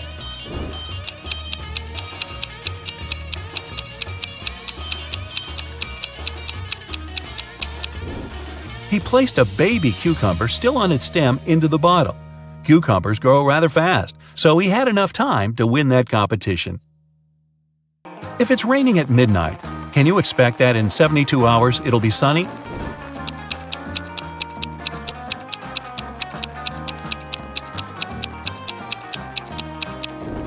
Nope, in 72 hours it's going to be night again. You see a bathtub filled with water. You have a spoon, a cup, and a bucket. Which will you choose to empty the bathtub?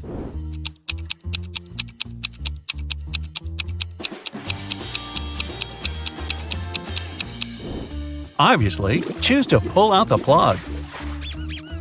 Allison majored in math at university. Her roommates wanted to test her intelligence. They took 3 envelopes and wrote short messages on them. Then they put the answers to Allison's exam questions in one of the envelopes. Only one envelope had a truthful message written on it. The other 2 were false. Allison wasn't allowed to open the envelopes and could only pick one. The first message read, "There are no exam answers here." The second was, "The exam answers are here." And the third message read, "The exam answers aren't in the second envelope." Which envelope should Allison pick?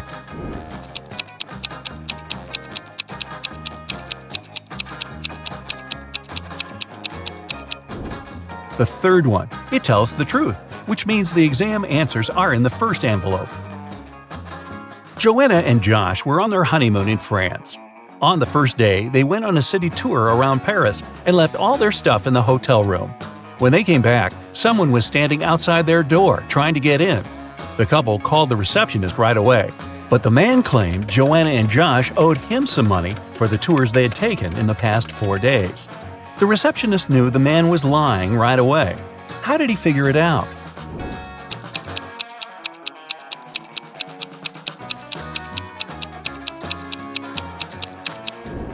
It was the couple's first day in the hotel.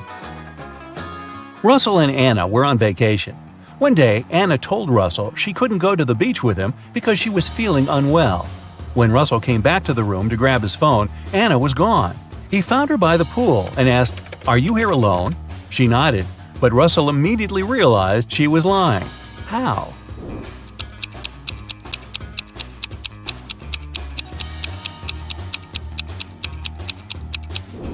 There were 2 soda pops on her table and 2 fruit platters. Apparently, this was also going to be Russell and Anna's last vacation together. Gregory was on a mission to take some nature photos for his blog. As he was walking through the forest, he fell into a deep pit. He tried to climb out of it, but in vain. When he held onto one rock, it gave away, and water started to pour inside. The pit was filling fast. Gregory saw a deflated ball, an empty barrel, and a piece of wooden board. What should he use to get out of the pit?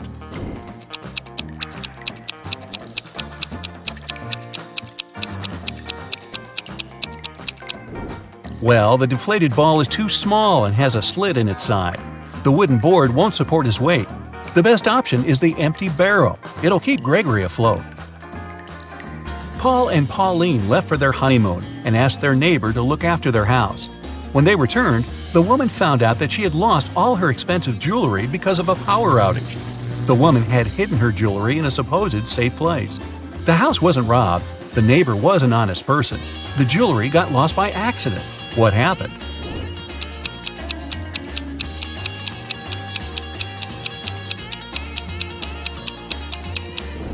The wife had hid her jewelry in the freezer in a bag with frozen food.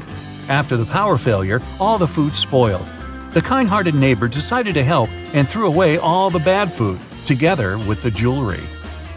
Rob's wife decides to prank him and changes a 6-number password on their safe. She leaves a clue so that Rob could crack the code. Can you help him?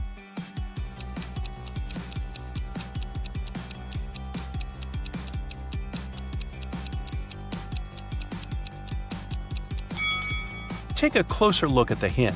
There's an alphabet with 4 marked letters, but we know that the password consists of 6 numbers. To crack the code, we need to count each letter's position in the alphabet.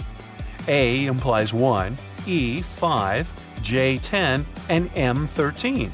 So the final code is 151013. Tilda is cooking a love potion. She found a recipe in an old spell book. But unfortunately, the last 3 ingredients are encoded. Here's a hint to crack the first one. I can sometimes be a stick, but I don't come from a tree. I can be spread on your toast. I'm a product that's dairy. Any idea what it could be?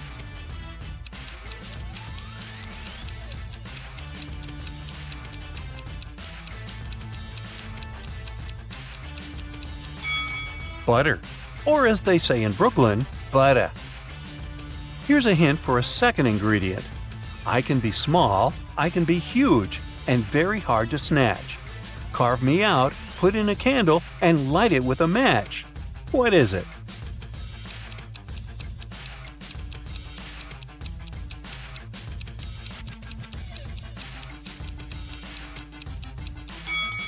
It's a pumpkin. Hey, even I got that one. And now let's try to decode the last ingredient. This thing comes as a small grain, but it's neither rice nor sand. It's often used when cooking, so that food doesn't taste bland. What might it be?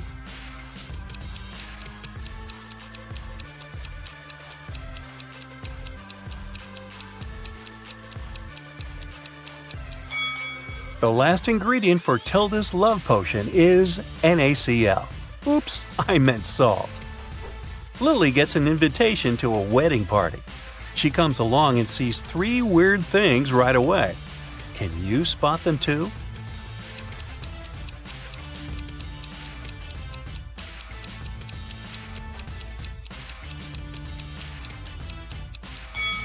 Take a closer look at the bride.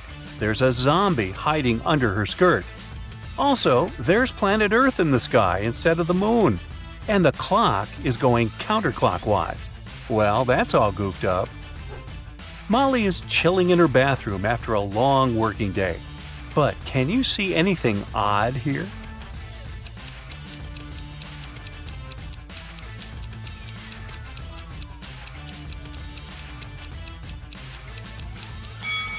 She's using a burger instead of a regular sponge.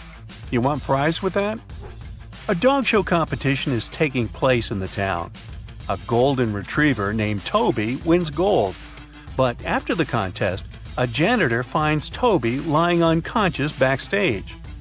Detective Tina arrives at the crime scene in 15 minutes. She asks the suspects just one question. What were you doing within the last 15 minutes? Harry, the owner of the rival golden retriever, says, I was brushing my dog. I wanted him to shine like a diamond at the contest. Sandra, the local photographer, says, I was taking pictures of the dogs and their owners. Mr. Frank, the judge, says, I was talking to the reporters. And the janitor, Frank, says, I found Toby and called 911 right away. And then I just left him with his owner and went to clean the toilets. Who's lying?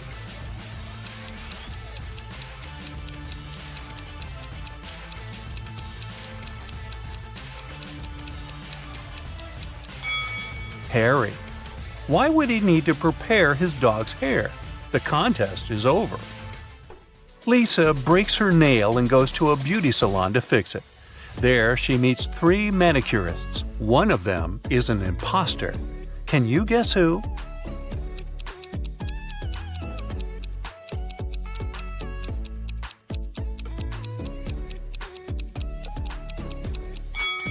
It's the third lady. She's using a teaspoon instead of the regular manicure tools. Just another ordinary day in the office. But wait a minute. Can you see anything odd?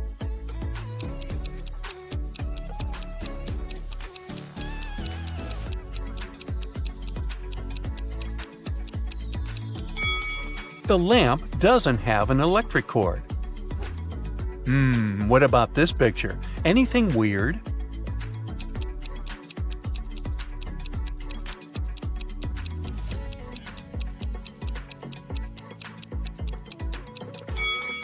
This businessman is holding an artist's brush. Kyle is a policeman. He enters the local public laundromat after work. There, he sees a crying woman. She yells, "Officer, please help me. Someone stole my clothes. It was my favorite suit." Kyle interrogates 3 suspects among the clients. Lisa says, "I spent the last 30 minutes here, but I always watch movies on my tablet while waiting, so I didn't look around." Ryan says, "I just arrived here to wash my own bed sheets. You can check my bags if you don't believe me." And finally, Nina says, "I had a video call with my boyfriend while I was waiting for my laundry to dry. I didn't have the chance to look around." Who's lying?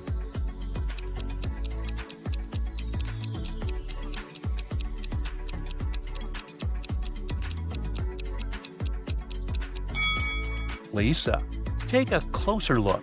Her tablet is broken and shut down, so she couldn't have been watching a movie. Can you spot any ghosts in this picture?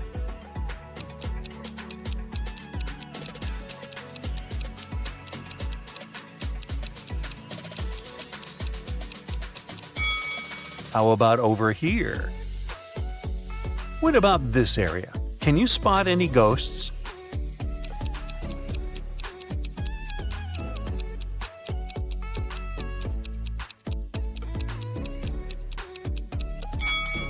Hello?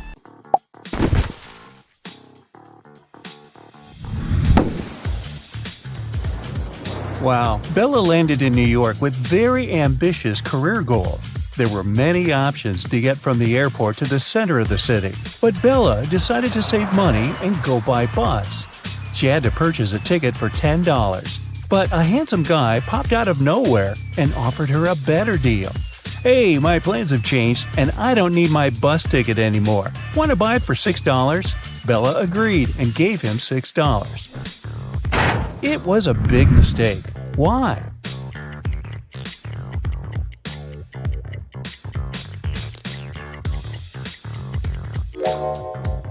Take a look at the current date on the screen of the vending machine. And now check the date on the ticket. It expired a decade ago. Finally, Bella arrived in Manhattan and found her hostel. She had booked a bed in a dormitory room. Bella had to share it with 3 other women. She left her backpack on her bed and went to take a shower. When Bella returned, she found out that someone had stolen her laptop. She questioned her roommates. Sarah said, "I was drinking some coffee in the lobby. Ask the manager."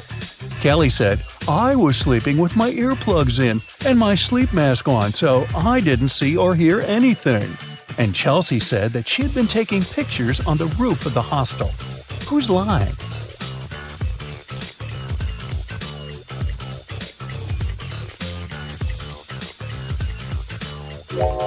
Chelsea.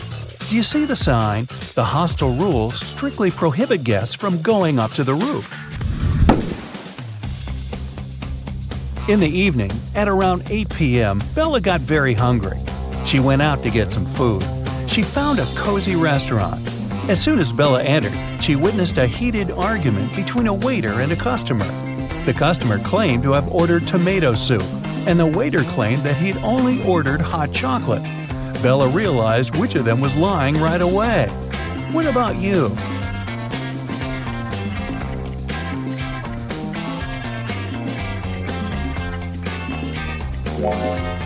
The client is lying.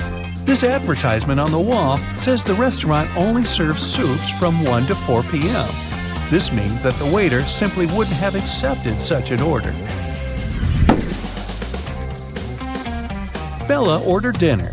While waiting, she looked around and noticed one weird detail. Can you spot it too?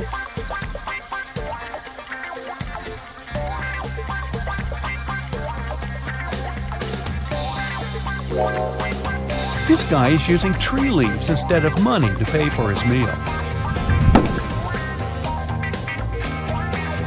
The waiter served Bella her meal. She was about to start eating when two ladies began arguing about their VIP reservation. Julia claimed that she had reserved the VIP room in advance to celebrate her wedding anniversary. And Letitia said, "No way! It's my birthday party tonight. I called the manager yesterday and he promised me the VIP room." The manager said, "Ladies, I'm so sorry, but the booking system crashed and deleted both of your reservations. The VIP room is unavailable today. Can I do anything else for you?" Who's lying here?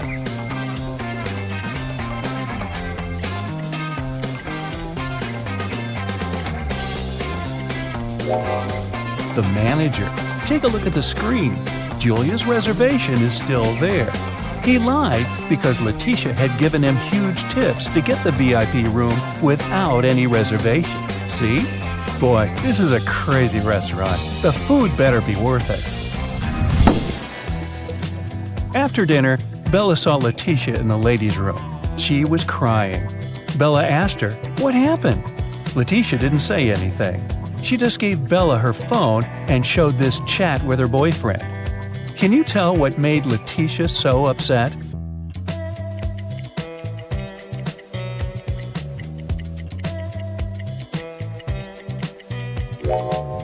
Her boyfriend didn't come to her birthday party. Even worse, he lied that his mom was ill to visit a pool party. Take a look at the reflection in his sunglasses. It seems that he's having fun.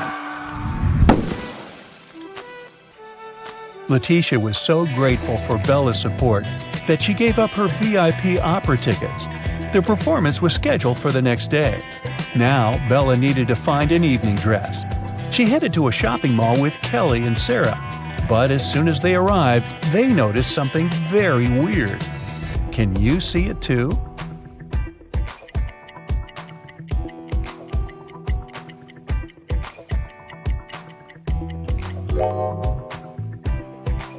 This mannequin has 3 arms.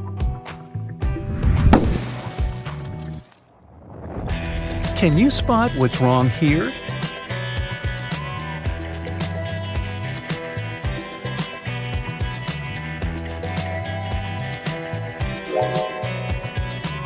The outfit sizes don't match the sizes on the hangers. What about the dressing room? Any odd details?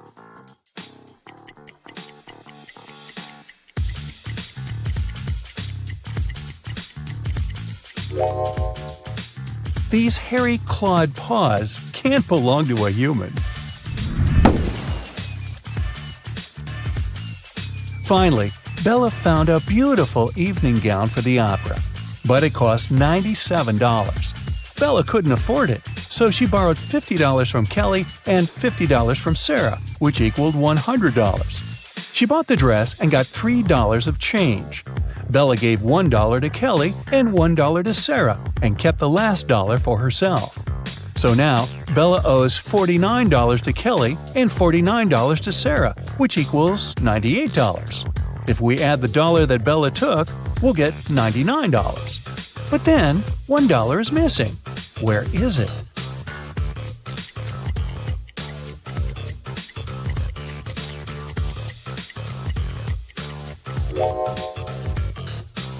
First of all, we're led to believe that $1 is missing.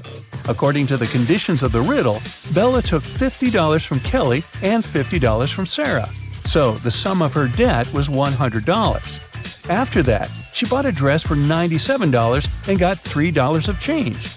The total indeed equals $100. But the question itself offers us a mathematically impossible puzzle.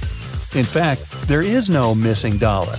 Bella's debt remains $98 because she had already given $2 to her friends, and it's incorrect to add Bella's $1 to this debt.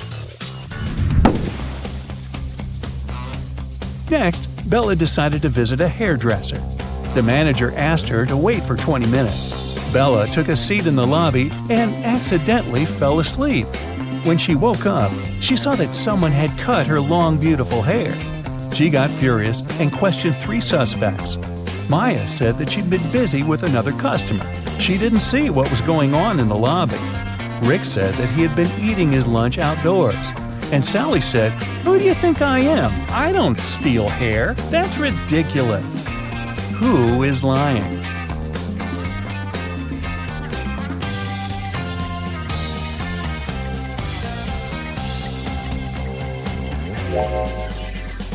Both Maya and Sally have some cut hair on their clothes, but that doesn't prove their guilt. But Rick's lunchbox is full of food, which means that he was busy with something else during his lunch break.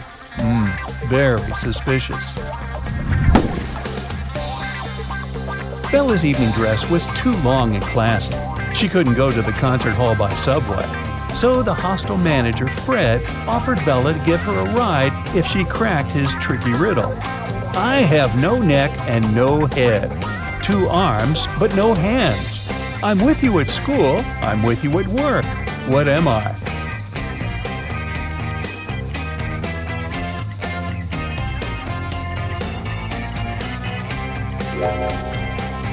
The correct answer is a shirt. During a break, Bella went outside to get some fresh air. She enjoyed the evening along with other guests. Suddenly, a street dealer offered Bella a diamond necklace for $20. She agreed right away and put the necklace on. Soon, 3 guests came over to Bella to claim the necklace. Pam said, "How dare you? This necklace has been in my family for ages. I lost it in the ladies' room." Diana said, "This piece looks very similar to my necklace. Someone stole it as I was moving through the crowd today. In any case, my jewelry collection is insured." And Sheila said, "I noticed that the necklace was gone after visiting the buffet on the 6th floor. Can you help Bella return the necklace to its real owner?"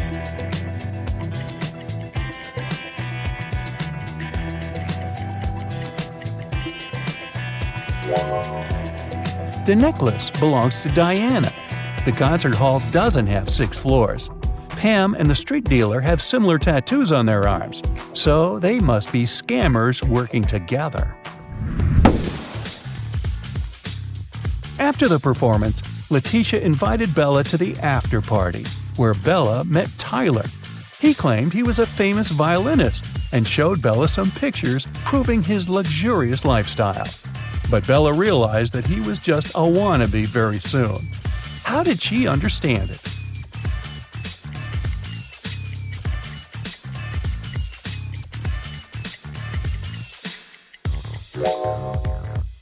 Take a look at the trees in this picture.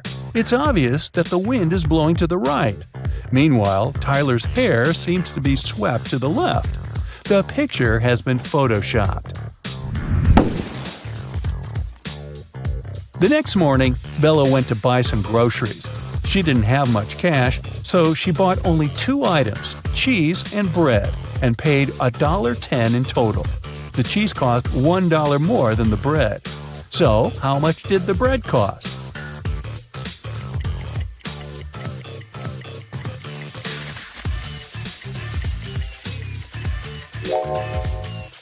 The most obvious answer would be that the bread cost 10 cents. But if the bread cost 10 cents and the price of the cheese was $1 higher than that of the bread, the cheese would cost $1.10. And the total, in this case, would be $1.20. The correct answer is that the bread cost 5 cents and the cheese cost $1.05. This indeed makes a total of $1.10. Does that make sense? Sense? After breakfast, Bella went to a job interview. The HR manager asked her to solve this riddle. She wanted to see how quick-witted Bella was. I am the only place in the world where today comes before yesterday. What am I? Bella cracked this riddle easily.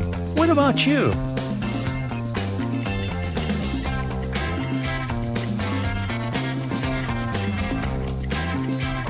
The correct answer is the dictionary.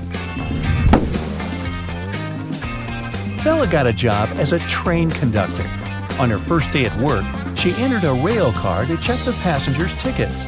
There were only 3 people inside, and only 2 of them were human. Can you tell who's not human?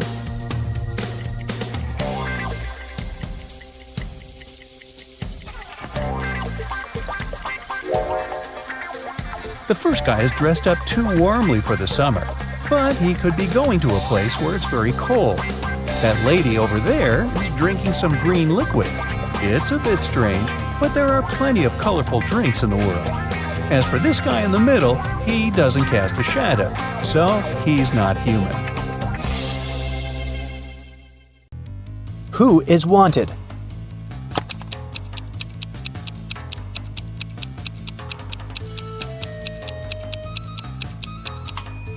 The girl on the right. She has the same mole as the girl on the poster. Who is an identity thief?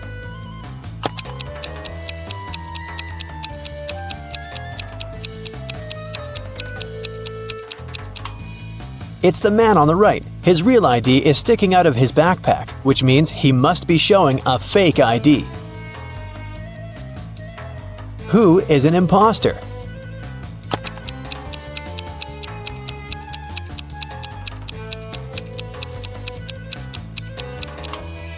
The girl on the left. The script she's reading is turned upside down. It means she only pretends to be an actress. Who is the real thief?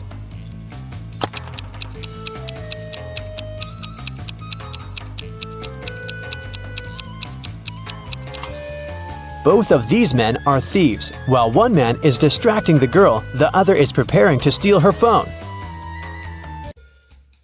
The last will of Mr. Wilson, a rich businessman, got stolen.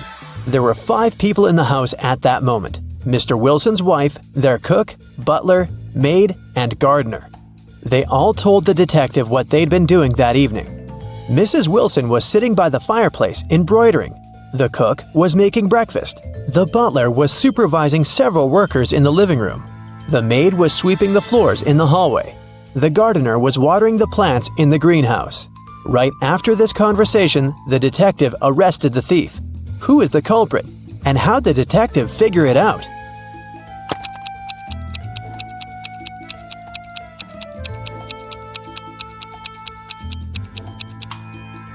The cook is the thief.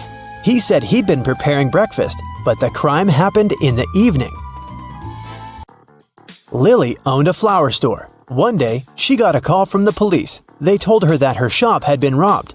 When she arrived, shards of glass were on the ground near the store, and the pots and plants inside were broken. The police questioned 3 suspects. Jacob, Lily's ex, said, "I was in a hurry and didn't notice that the windows were broken when I was passing by the store. I only realized what had happened when the police called me." Camille, Lily's friend, said, "Lily asked me to help her with something in the store. When I arrived, everything had already been broken. I called the police immediately. Matt, Lily's ex-coworker, said, I was walking nearby and I saw someone breaking a window and sneaking into the shop. I left my phone at home, so I ran to the police station. Can you guess who's lying?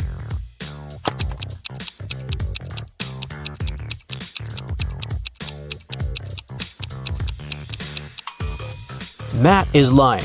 Shards of glass were laying on the ground, which meant that the criminal had to break the window from the inside.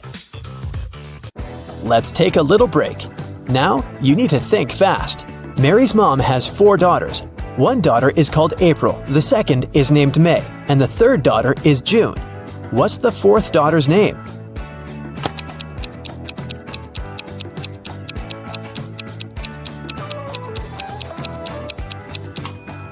It's Mary, of course.